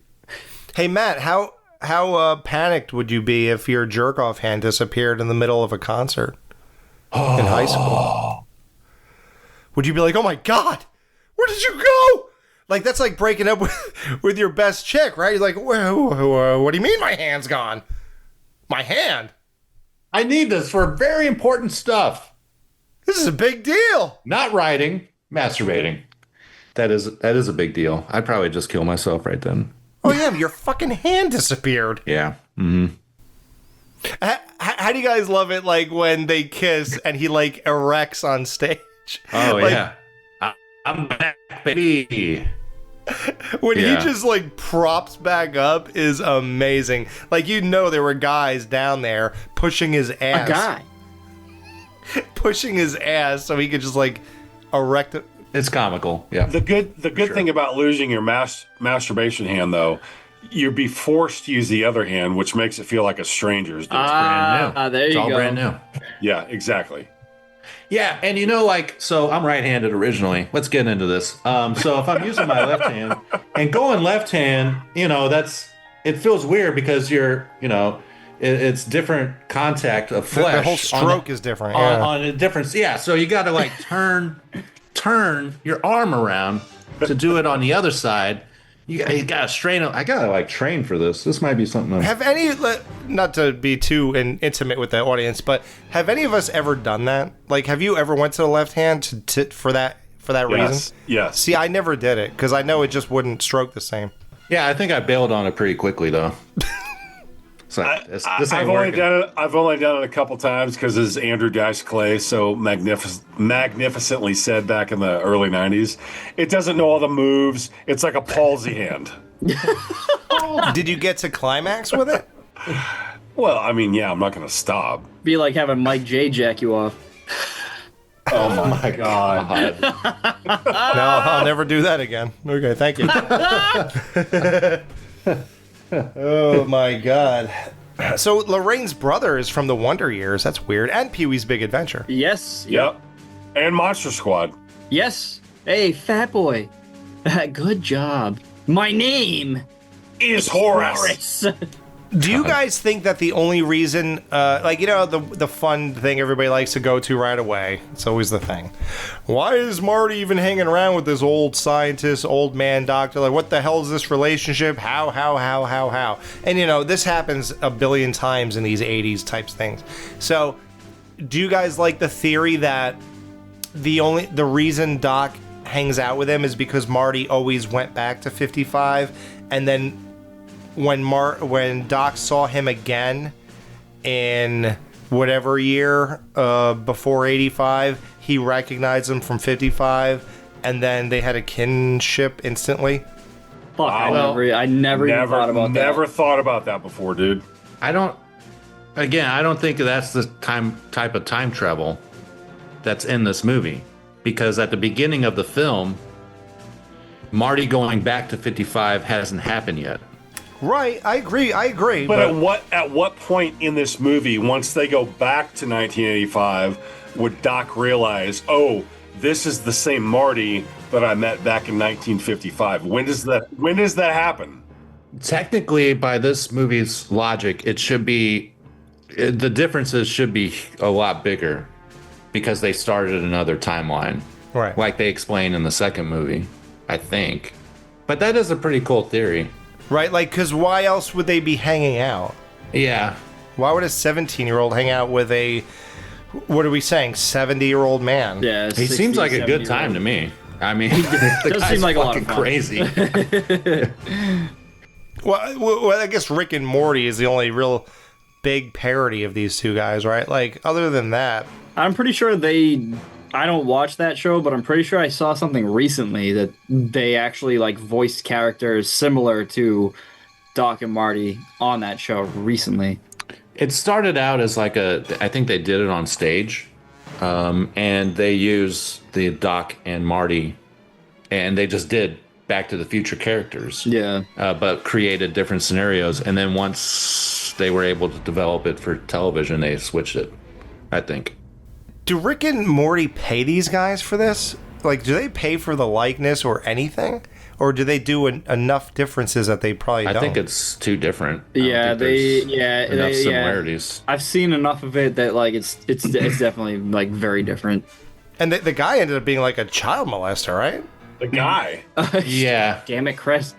The guy does both the voices, and they change the voice, and they sound exactly the same. Oh, really? Except that the acting supposedly for the young kid, the Marty kid, is different. That actor doesn't bring the same, I don't know what, to that role, but supposedly the new actor who does the voice of the doctor is spot on. It's like you don't even know there's a difference. Yeah, well, if it's enough to keep it going. Yeah. Can I bring up something that I recognized last night? Nah. Let's just get to the next thing. Yeah. Okay. So what else do you got? Wow. Do you have something else? Yeah, I do. I have something else that I also recognized last night because I I think watched he's this. lying, guys. I think he's just saying the original thing. No. All right, go ahead. Totally different. Oh, okay. I watched it with the subtitles on, which I usually don't do. And when Marty gets to the mall and starts talking to Doc and just immediately starts asking him questions, one question that he asks that kind of gets muffled or walked over is he asked Doc Brown if he's wearing a Devo suit. Like the band Devo. Yes. Yeah, he's like, is that a Devo suit? And then Doc cuts him off I never heard that. right away and Never moves on. noticed that. Yeah. Holy shit. Is that a Devo suit? And Yeah, I've got like a Devo poster right here above my computer, and And is it familiar? Does it look the same? Well, yeah, they used to wear like jumpsuits, Right. On stage. So I love that detail. Wow. And how I never even heard it before. Well, I'll tie something into this. So later on in the movie, Marty goes something about these zoot suits. He goes, "You didn't think I was going to wear the zoot suit, or so I had to change out of my zoot suit, or whatever for the prom, or whatever that was." Oh no! When he's going back in time, he's like, "I'm not going to go back to the '80s and I'm wearing a zoot suit." Oh yeah. So I always looked it up. I guess I did see this movie in the last at least 10 years. I guess I did, but I remember always going to my phone for like the last 2 or 3 times that he said that, and I was like, I said, "What is a zoot suit?" Well, in the 90s, when that ska revival and kind of big band revival came back, some Zoot band, Suit Riot. yeah, some Riot. song had that song. Cherry Zoot Poppin' Suit Riot. Daddies. Oh, God. Great name. Jesus Yeah. Christ. Exactly. Cherry Poppin' Daddies. Yeah. Zoot Suit Riot. Would you guys say that Crispin... 'cause remember Crispin Glover's big gripe about Part 2? If you ever hear him talk, not only is he upset that they made his character look exactly like him and that created that whole lawsuit that changed Hollywood forever. You're not allowed to make someone look exactly like somebody else without hiring that person and all that stuff. So that's good that happened. But his other gripe was, those were terrible acting choices. I never would have made those choices as an actor for those moments and scenes, whatever. He went on and on about it. Would you say that this movie, his acting, is kind of a masterpiece? Oh, 100%. Yeah. He's a crown jewel in this He's thing. very, very good in this movie, yes. Mm-hmm. And I'm pretty sure everyone hated his acting while filming. Or Did they hate his acting or just hate him as a person? It's probably a combination. Yeah. But he is so amazing in this. Yeah. Every delivery is fucking... It's a slam dunk. Oh, dude, even the... Yeah. Like, who came up with that? Like, obviously, probably him. But the best part is that Lorraine's like, and it was right then and there that I knew I wanted to spend the rest of my life with him. As she's loading a gun. Like, what amazing timing to do the most repulsive, the laugh he does to say, like, that's the guy you wanted to spend the rest of your life with? Well, like, yeah, that's why they show her facial reaction and the kids looking at him like, oh, wow. Yeah, great choice, Mom. Right. Amazing, right? I think the reason... He's a really good actor. I think the reason he doesn't get more work or had, is because he's kind of a difficult guy to work with, is Right. what I gather. Yeah. But he's really good. Yeah, it's like one of the things I never got to is like he punches Biff out, and then fucking what's his name from Children of the Corn butts Malachi. in. Yeah. Like Scram, McFly. yeah, like how does he not snuff that dude out instantly? Instantly. You just knocked out Biff. The toughest guy in town, basically. And he backs and this down. fucking loser comes in and is like, how do you not punch that asshole square in the fucking jaw right then and there? Like, Yeah, why are you still going through... It's almost as if that never happened, and this is the moment. right. Yeah. It's kind of a double beat, but it's because they couldn't do the disappearing trick. I think they wanted to do the disappearing part, and so they needed another beat to do that. And so that's why that's there. But it is annoying that he kind of walks away at first. Like, dude, you just got this boost of confidence. It should be instantaneous. Yeah, we're back to square one somehow. Yeah. Yeah. And then, of Yeah, course, it's kinda like, weird. Courtney Gaines, like, I don't know. I'm not for nothing, but, like, Jesus Christ, like, The guy's trash. yeah, like, you're not a looker, buddy. How about Billy Zane? Too bad he didn't have any speaking. True, I was going to say, yeah, your guy, Billy Zane. You've Oh. met someone from this movie. What about the other guy? Jerry 3D. Mitchell? Yeah, the 3D glasses. Jerry Mitchell. Yeah. I think his name in the movie is like 3D too, or something like that. Well, yeah, according to the cast list, and according to the cast list, Billy Zane's name is Match. Match. I think he has a matchstick in his mouth. Oh wow. Yeah, the whole time. Yeah, they really got creative with these names. I love And all the third guy's name is Dick in Mouth. I don't know why. I must have missed that scene. So yeah, the third guy, the one with the orange or yellow sweater towards the Yeah. end. He's in. I mean, he's in the sequel, but he's also in 976 Evil. I don't know if you guys have ever seen that with the dude from Fright Night. Are you talking about the guy that says, You're so. "Look, this guy's life preserver. Dork thinks he's going to drown." Yep. That guy, have you Yeah. ever seen a movie from '88 called The Principal with Jim Belushi and Louis Gossett Jr.? Yes, of course. That's who plays White Zach in that Yes, movie. The yeah, dude White that rapes- Zach. Yes. Yeah. Yes. Yeah. Yeah, it's funny because I think he's the one who, when they throw Marty in the trunk, he goes, "He messed up my hair, but he has a buzz cut." Oh wow, you're right. He does. Yeah, Ghoul, I told you I met Michael J. Fox. I shook his hand in 1994. Sure, that was a hell of a handshake. Well, it's weird how it happened. So it was in a bowling alley, believe it or not, of all places. Did he bowl? Did he bowl the fucking the Predator bowl? His head down the King alley. Willie's head down the alley. No. So the reason I met him is because, so Chris knows all these dates. When was the movie Greedy? It's 96, 94, 95. With Michael J. Fox, I believe it was 94. Okay. So there's a bowling scene for whatever reason. I forgot. I don't know if it's major or whatever. So he had to take bowling lessons from professionals. Now, my dad was really into bowling in the 90s. So he took me to a taping of a bowling show that, was on TV like every week, like they do. Okay. And Michael J. Fox made an appearance there because it was called the Johnny Petraglia Open, and Johnny Petraglia is the one who trained him to bowl for this movie Greedy. So he would. I don't even know what the point was or what they got out of it, whatever. But they did the whole thing. So it was a crowd of people on each side, and Michael J. Fox is walking through the middle and going somewhere. I don't know. It wasn't 30 years ago. And I just reached my hand through the crowd of people when I saw him approaching like 2 feet away, and he shook my hand. No shit. You felt the tremors? Now you're making jokes. I shook his hand. Now he shakes his own. You're gonna actually go there and make jokes about his Parkinson's, dude. I mean, I did a little while ago. I just looked at you. I think Matt was the only one who caught it. What'd you say?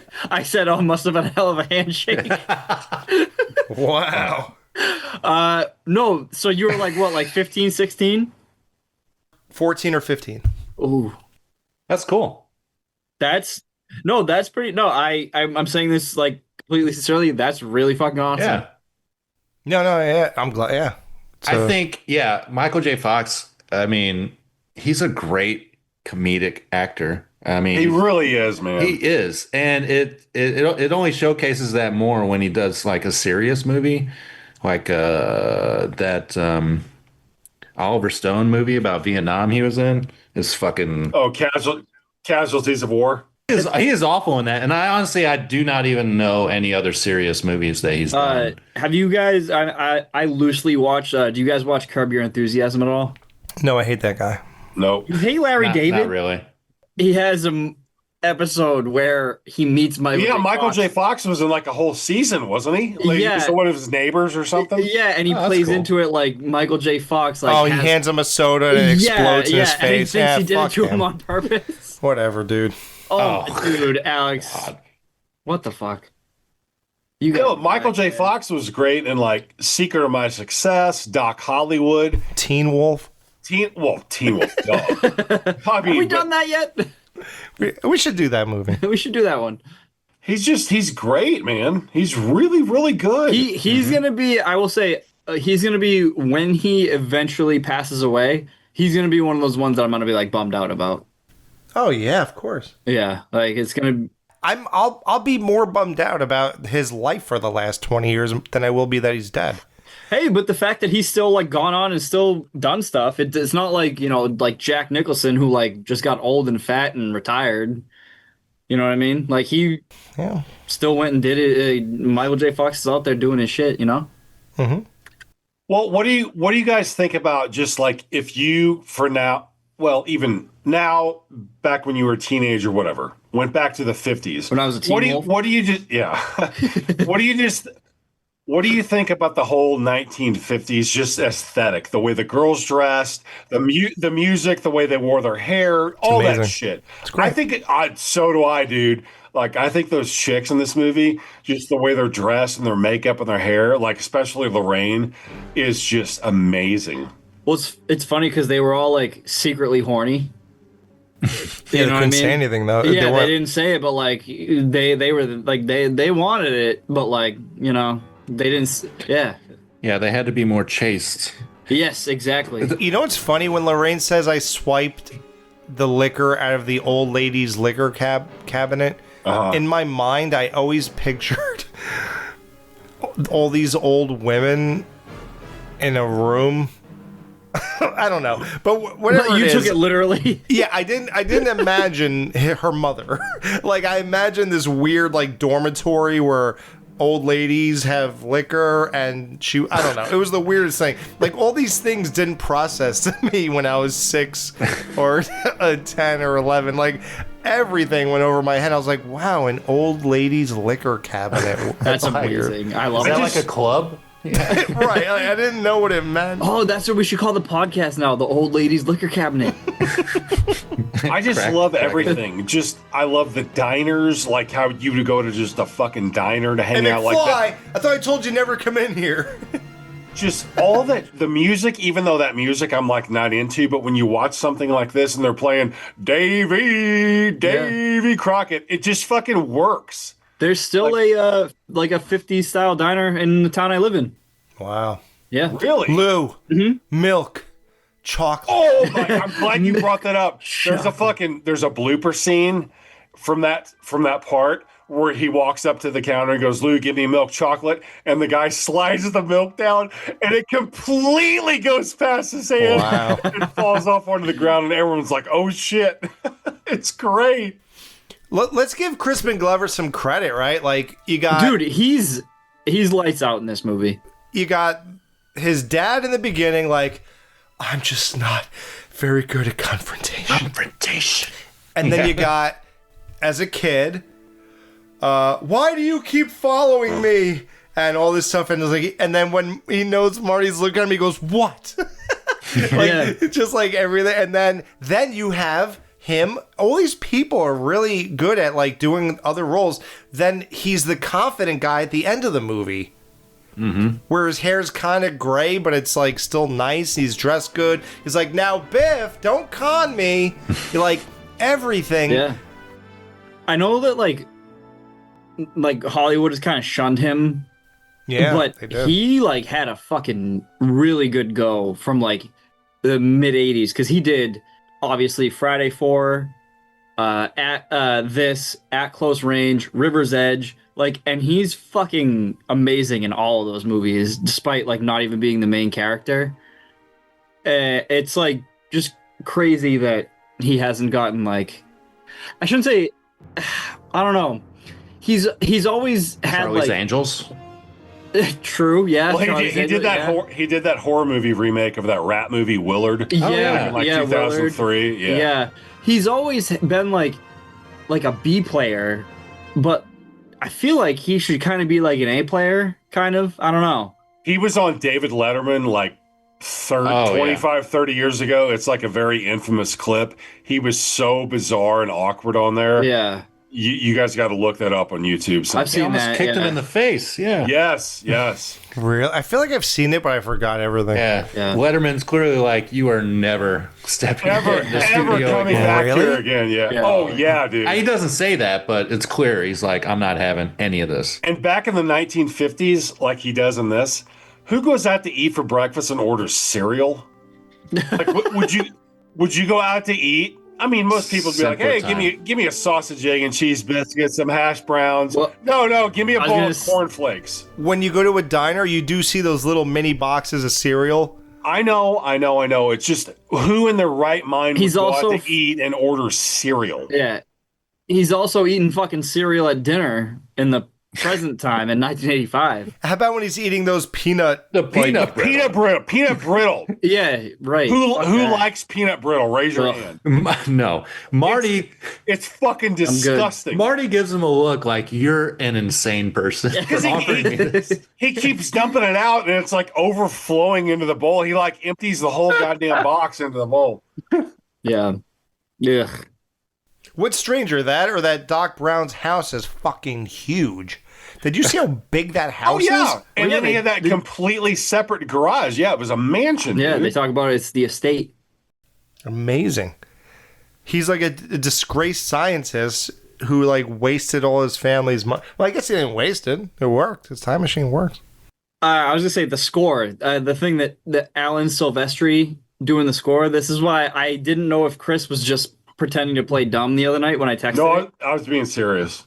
Oh, really? Yes. You guys can't hear like the themes from Predator in this movie? I mean, if you played it back to back for me, I could hear it for sure. But Like, when I was they're- watching this, I A didn't lot of notice like it. the chase and like building things from Predator are in this movie, and that's obviously the same guy who did the same score. Really? Yeah, if you listen to it next time you watch it, it's there. It's so funny. And I didn't realize it until like obviously taking notes. I'm like, Alan Silvestri just makes the same score for every movie. There's like a whimsy to it. And Yeah. like especially in the early parts of Predator, there's like a whimsical Yeah, like type of stuff to that when they come into the guerrilla camp and stuff. Yeah. I think. but yeah, no, but like some of like the building, like when they're building the traps, that music's there. You can kind of hear like Really? you can kind of hear like the you can kind of hear that throughout some of the it's there, man. I'm telling you. I'm blown away. Yeah. Great movie. We should review that next year. And then did you did you You're guys blown ever did you guys ever wonder why the character of Goldie was called Goldie, or did that always dawn on you? Mayor Goldie Wilson. He's got a gold tooth. Whoa, really? I never ever noticed it until this watch. No He's got shit. a fucking gold tooth. So I was like, holy shit, that's why they call him Goldie. Fuck. That's why they Yes. call them baldies. I thought they were going to call him Flavor Flav. Mayor Flavor Flav. What? I'm going to clean up this town. Good. You can start by sweeping Yeah. the floor. Mayor. I never realized he had a goal. Dude, this has been the best. I Oh, love you're this. right. A colored mayor. That'll be the day. Yeah. I'm glad they said colored. And since it's 1985, I guess we could have got worse. They could have absolutely. I'm still surprised that they let that go back then. I mean, I guess I'm not, but still. Well, it's a year before Soul Man, so Oh, good. That's a good point. Yeah. Now, I will say this. So, obviously, the N-word's the worst thing you could hear in the 80s movie. But I think fag, obviously, is the thing that we've heard a billion times. I don't think we've heard the N-word all that much, right? It's not like that's the thing. So, it was interesting that they said, this don't concern you, spook. All right. Beat it, Spook. This don't concern you. yeah.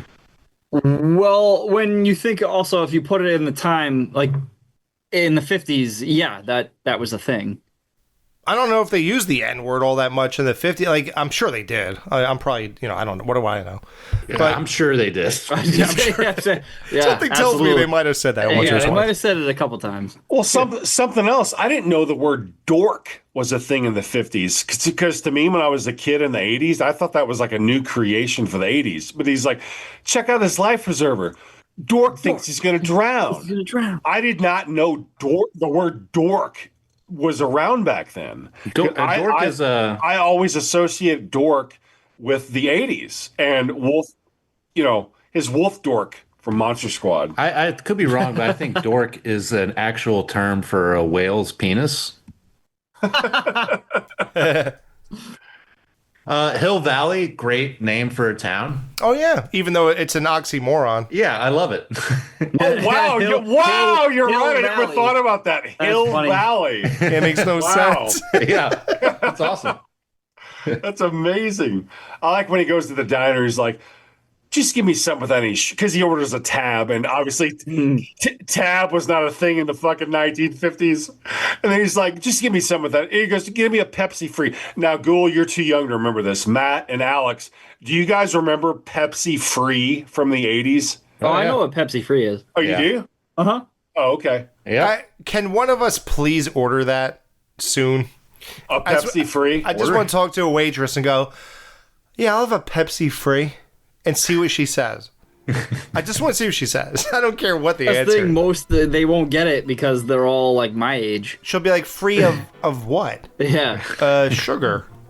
But see, here's Pepsi Zero or whatever. here's the thing. So Pepsi free was just decaffeinated Pepsi. Oh, it wasn't even no sugar. No, no caffeine. but they also made But the sack of suds. they also made Diet Pepsi free, which was Oh, Diet okay. Pepsi with no caffeine.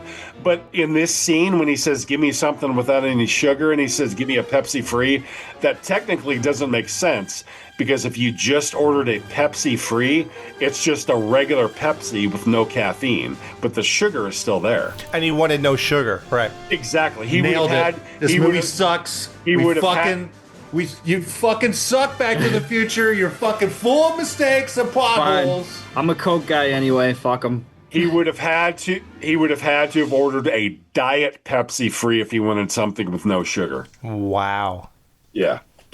Right. You just blew his whole movie wide open, dude. I know. Sucks. That's why I'm Yeah. here. And granted, I'm drinking Michael Myers Fanta right now. Just gonna brand it right here. Go ahead. Look at that, Matt. Look at that. Oh, cool. Bang. Yeah. So Marty is a suspenders guy. I'm not really for sure how I feel about that. You know what? I was thinking, I kind of fuck with it. Okay. It's kind of a look. You do? I never saw you in suspenders. I wore suspenders once for one of my sister's weddings. I forget which one, but as suspenders, like with jeans and like a shirt like that, with like Marty is like, I don't know, he's kind of killing it with the suspenders. I'm not gonna lie. Why does Marty sleep like he just got done taking up the ass? He looks like Dude, he's got fucking- that is the worst sleeping position I've How much ever did he seen in my drink? life. Yeah. Laying on one arm and the other one completely pinned behind your fucking back. like you have to be like either shit-faced drunk or just Yeah. like a narcoleptic to sleep like that. I used to sleep like that, not that way, but like no, but like side face up, you know what I mean, or upside down, I guess what do they call it? I Face don't down, fucking know. ass up. Yeah, face down, ass up. That's like we like to fuck. Andrew Dice Clay. I'm gonna go to your house tonight. Oh, welcome. But now I only sleep on my side, and like seeing that just like hurts me physically. Like, what the fuck? How do you like? You got to be literally shit faced or fucking like deprived of sleep to sleep like that. So when I saw Marty like that as a kid, I always thought it was so cool that he was just like passed out. Like he was just busy, and that's how he fell asleep. Like, yeah, and then like he got a call from the doc, and then because I never even put it together that Doc asked him like 3 times, make sure you're at the Twin Pines Mall at 1:15, and he asked him that over and over, and then Marty just fell asleep, like he literally was never gonna go. So Doc called him and go, hey, you didn't oversleep, did you? He goes, what? Oh, no, I'm fine. And then he pops the chocolate in his mouth. Like, why is there readily available, like, chocolate? I don't know. You don't keep like Blood shit sugar. by your bedstand. Yeah. Like, why did he have readily available opened chocolate next to him when he was sleeping, right? And then, I always thought it was like this weird cozy moment. And what really struck me was like how his radio was still playing the whole time that he was laying there. So I really got into this moment. And if anybody cares or wants to know, the song that's playing while he's sleeping when Doc calls him to go to the Twin Pines Mall, it's called Time Bomb Town. And I've sent it to you guys at some point. Yeah. all of you, right? Yeah, because Matt's back into Back to the Future. Yeah. So I sent it to him too. Mm-hmm. And I always just wanted to like wake up out of a sleep and just have that playing. Like I'm such a loser. Like that's how into this I am. Like I would literally have it on repeat just so this happens. And you're sleeping in your clothes too? Clothes with suspenders, yeah, the whole, and pop a chocolate in my mouth as soon as I wake up. Yeah, I can relate to sleeping in your clothes. That's a common occurrence in my life. Well, I'm sure it is. Wouldn't it have been cool though if fucking Freddy's arm would have reached up and pulled him down like it did to Glenn in Nightmare on Elm Street Part 1, pulled him down into the bed, Just shot up blood. and fucking Jennifer's like. Like she was like, Glenn! Ah. I would say one of the best quotes is everybody who's anybody drinks. Yeah, how about that? That's the whole reason I started. I don't want to be nobody.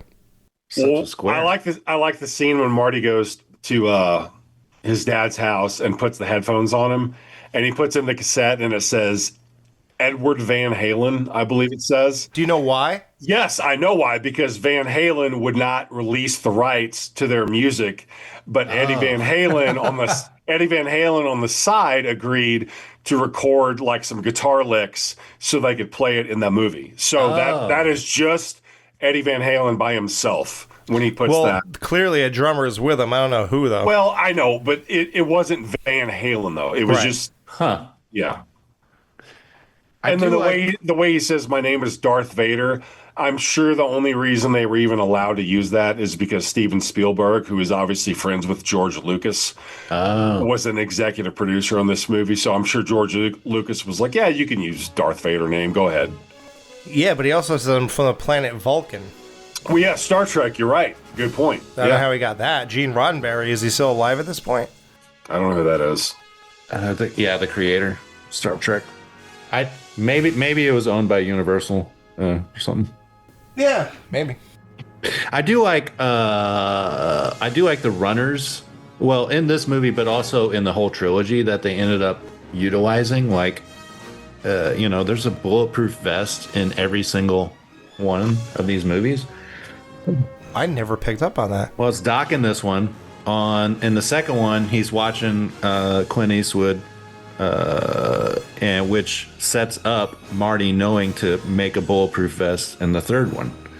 It's kind of cool, right? Where it's just like the lid of a it's like stove or metal. Something. Yeah. Wow. And then the waking up runner in every movie, with his mom or his mom adjacent. Yeah, you're so big. That's kind of yeah. And what's he saying the third one? You're so what? Oh, I don't know. But in this one, he wants to say that she's hot. He's like, "You're so hot." In part two, after she's clearly had the breast augmentation, he goes, "You're so big," because her tits are just spilling out of her shirt. Yeah, that's funny. Well, we'll get there. I do like how after the manure scene, in 1955, when later on when Biff says, "You cost $300 to my damage," or 300.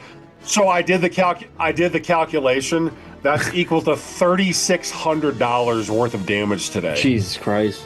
From dumping manure in his car, $3,600. I would just fucking shoot that guy in the fucking head at that point. Well, he also hit the truck, so it was actually. Well, that's true. But those guys actually got fucking buried up to their necks, and I know it wasn't manure, but they were like, they got dumped.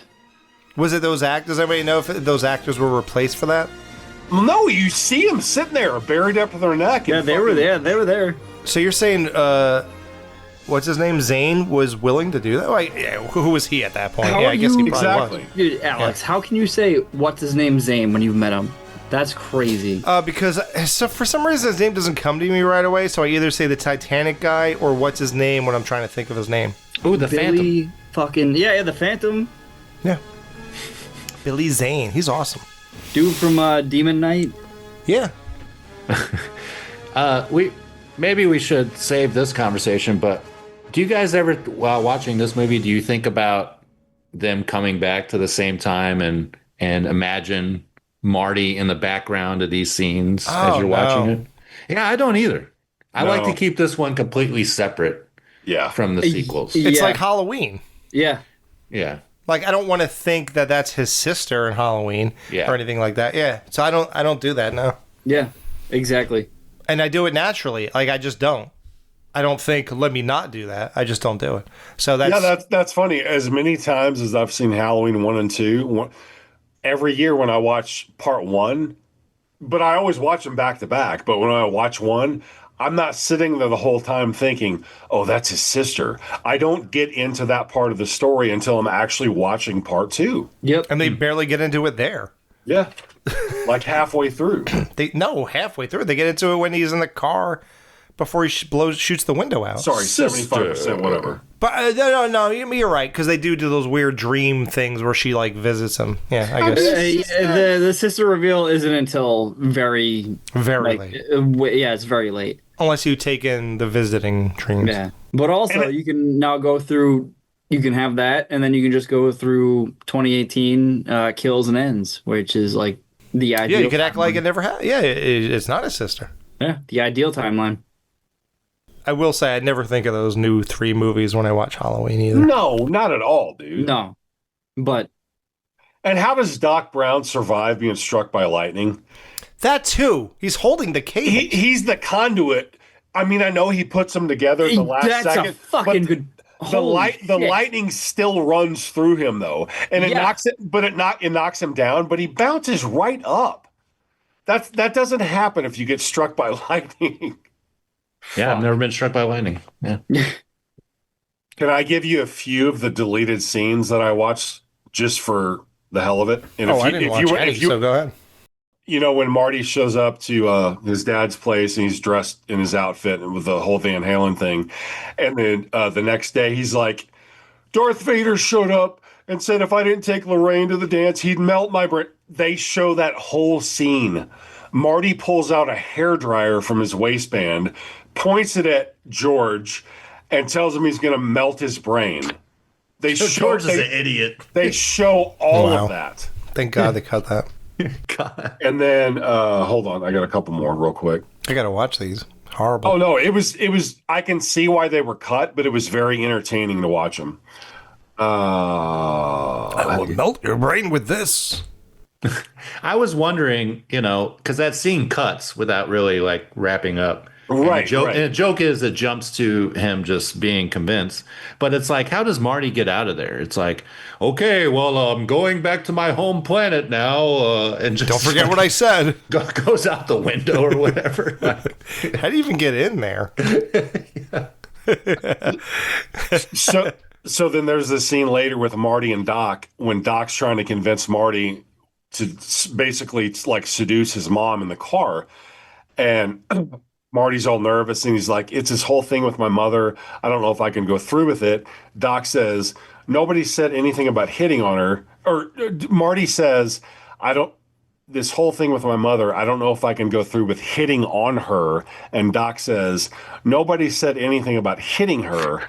You just got to take a few liberties with her. And then he winks at Marty like, huh? And then it gets even better. Marty says, you see, that's what I mean. I can't believe I'm actually going to feel up my own mother. This is the kind of thing that could really screw me up permanently. What if I go back to the future and I'm being gay? He pauses. What if I go back to the future and I end up being gay? And Doc says, why shouldn't you be happy? Oh, Because obviously back then the word gay did not mean what it does now. Oh, thank God. Because I was going to tell you guys I'm gay, but I didn't mean what you guys thought I meant. And then Marty starts to correct him, but he just shuts up and doesn't even say anything. So I'm glad they cut that stuff out, but it was very cool to see all that. I've never watched that. You would think I would watch that stuff. I never did until either yesterday or the day before. Matt, can you send me back that license plate I got you? Yeah, no problem. Yeah, Thanks. we'll do. You're not worthy. Do you still live at 1234 Fake Street? Yeah, oddly enough, I didn't get to sell this house. I thought I had, speaking of new perspective, thought I had this morning was the story of Doc Brown is honestly infinitely interesting. You know, he has this crazy past. Who knows what's going on there? Has a vision after he hits his head to invent this time thing, however it works. So it's like, what if there was an alternative version of this movie that was more where he was the POV character as opposed to Marty? Because, and then also, you know, he goes to the future, you know, there's just a lot of other things that's just Doc centric that I think could be really interesting and explored. And I think HBO should do a prequel series. Well, it is strange. He slips, hits his head, and imagines these three wires coming together that just look like a Y. What? They never really get into, like, why the flux capacitor. What about it besides what it looked like in your drawing? Yeah. What is it besides wires? Right. Yeah. What about it makes time travel possible? Why didn't you elaborate at all? You just called it the flux capacitor and drew the Y, and that's it. Like, what? How did that make it work? I'm telling you, Marty is dead. The subwoofer killed him. This is all a dream. Yeah, you also did this with our Stand By Me review. You said that it's not actually written from Gordy's perspective. You said this guy just made the whole thing up. Oh. Rob Reiner. Yeah. Is that not the case when we talked about it? I still think that's the case. That was up. your point of view. I never even considered that before. Oh. Right. So now you're saying this is a dream.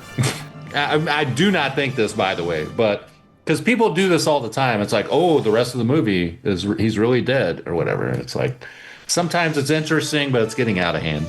Did you guys ever see the video of the fan at a convention seeing, I believe, listen, I'm kind of lost. I think it was Leah Thompson, Marty's mother, walking into the convention building, and then he sees her and he goes, and he puts his hands out to like hug her, and she walks just right. blows right past him. Did you see that? Yes, I just saw that a couple months ago for the first time. Amazing, dude. Yeah. What, Michael J. Fox? What? No, A fan. Just a guy. A guy. Oh. Why would he think that'd be okay? Like, he thinks because his whole life has been Back to the Future that she'll be like, it's you! I don't know, you fucking dork. Yeah, right. Yeah. and she just walks right past him with her You wrote me all handler. those letters about how you jerked off to me. I love you. It is, oof, I love it. I love it. Either way, hopefully some of you have seen that. But, yes. All right, well, that was Back to the Future. We will rate this. All right, guys, how many gigawatts are we giving Back to the Future out of 5? Well, Matt's the special guest host, and this is his favorite movie, so let's make him the grand finale here. So let's do the three of us, and then Matt. Chris, how many gigawatts are you giving out of 5 for Back to the Future? Very short and sweet. This movie is fantastic. It will never ever cease to be amazing to me every single time. I've never had an up and down with this movie, like, oh, this is amazing, and then the next time, like, oh, this is good, but yeah, it's not what I thought it was. Every single time I watch it, it is amazing. Right. I will never stop watching this movie, and I'm not saying I'll watch it every single year, because I don't at this point, but I'll say I did when I was younger. But in the last 20 years, I've probably seen it 10 times. So I'll say every other year I watch it. That's good enough. Yeah. I will give this movie I will not only give this movie 5 gigawatts out of 5. I will give it 5.21 gigawatts out of 5. Ghoul, how many gigawatts out of 5 are you giving Back to the Future? Like I said, I watched this a lot when I was a kid, so I didn't really take anything into it as I would as a reviewer. Watching this twice in the last less than 24 hours, dude, I love this fucking movie. I understand everything about it, why it impacted and why it makes sense and why it was like a fucking huge part of like movie, cinema, whatever you want to fucking call it. I found myself laughing out loud by myself to a lot of parts of this. Like, this movie's fucking great. Agreed with Chris. 5.21 gigawatts. 5.21? Yep. Wow. 5.21 gigawatts. Yep. All right.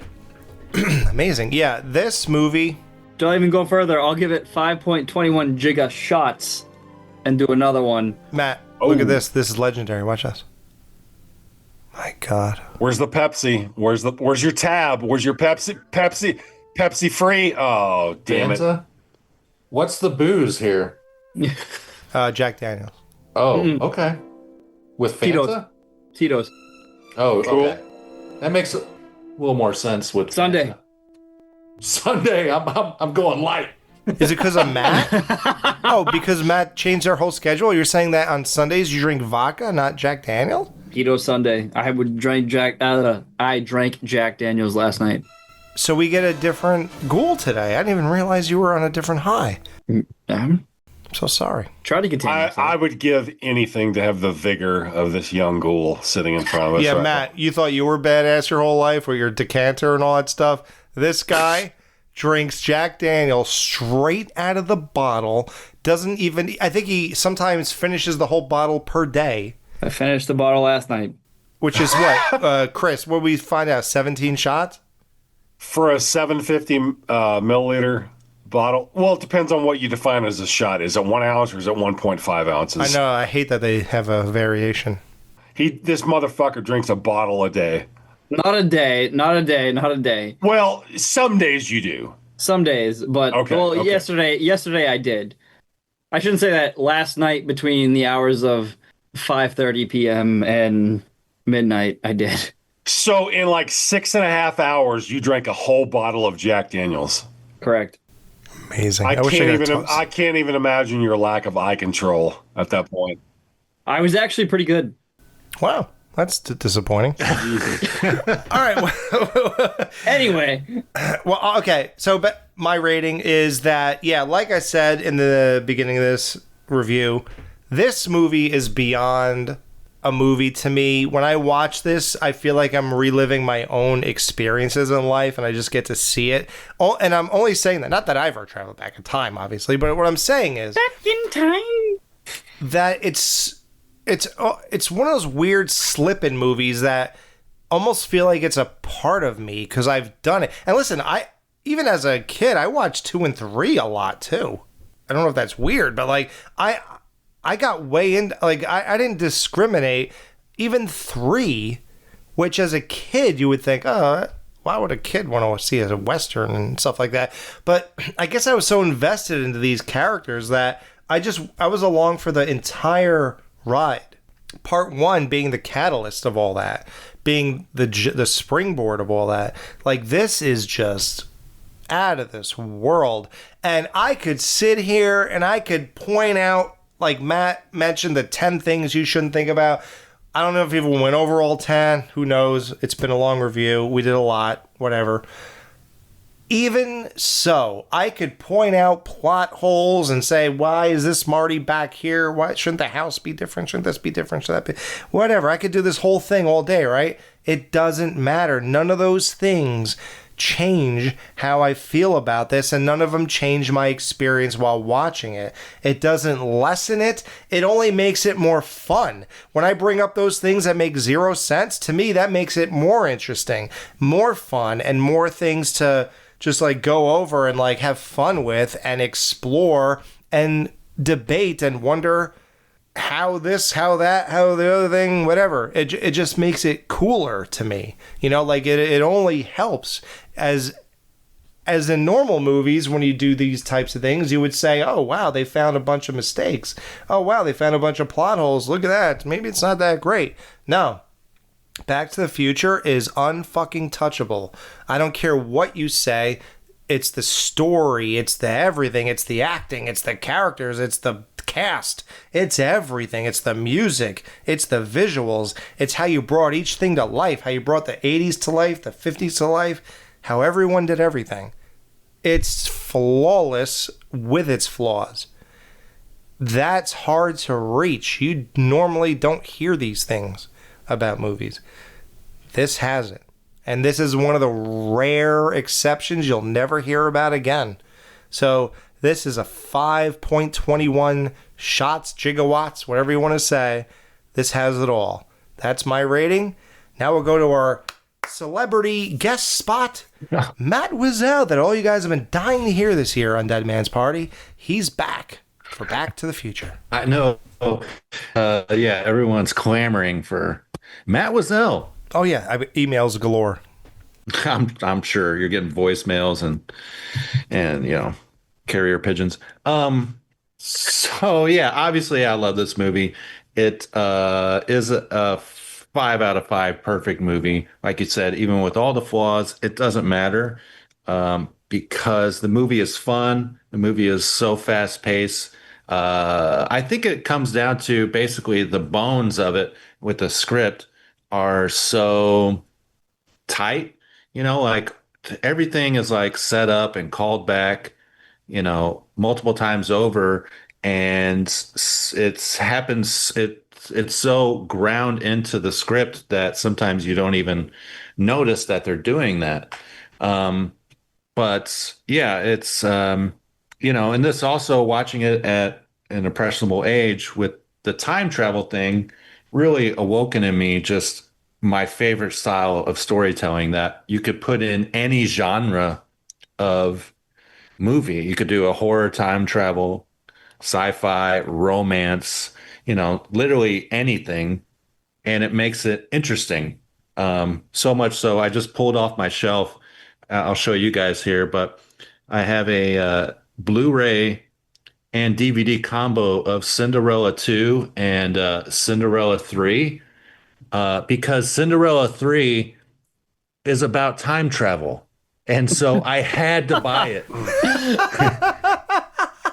I was today years old when I found out they made a Cinderella 2 and 3. Same. It's even got a slipcover. Look at that. So cool. Oh, dude, that's the most important thing. The all-important slipcover, dude. But yes, I mean, this movie is just wonderful. It's 5.21 jizz a shots for me. Oh, yeah. Let's go. You always depend on Matt. To talk about cum. They had to pump the cum out of her stomach. They had to pump the cum. The way Alex delivered that line when you guys did that was fucking unbelievable. They had to pump the cum out of her stomach. Like, when you write that kind of stuff, you must be saying, you know what? Just fuck it. Yeah. Whoa. Wow. Matt. Hey, thanks for having me, guys. Yeah, that's what I'm getting to.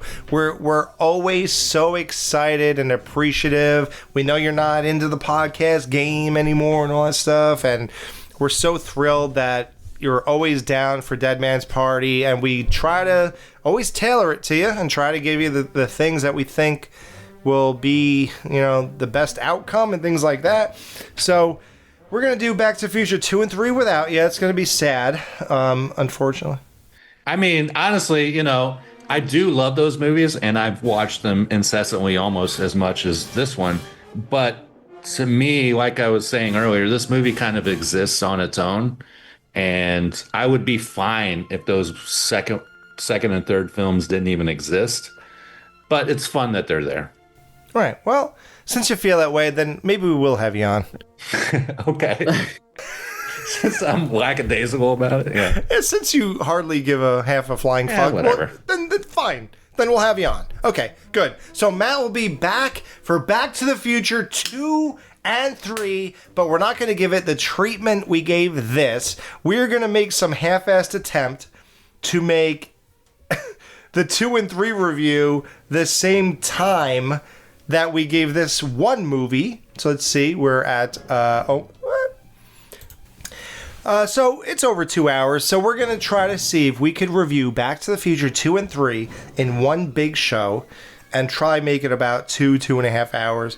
So we're not going to, we got to try to condense ourselves. We can't get that in depth on each one. I don't even know.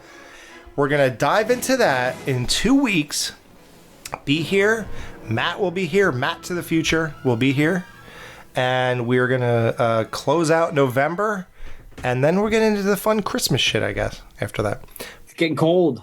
It's getting cold. Yeah, man, I can't wait to go down that road. Roads, where we're going, Chris, we don't need roads. How would it not be anything but that? Yeah, that's awesome.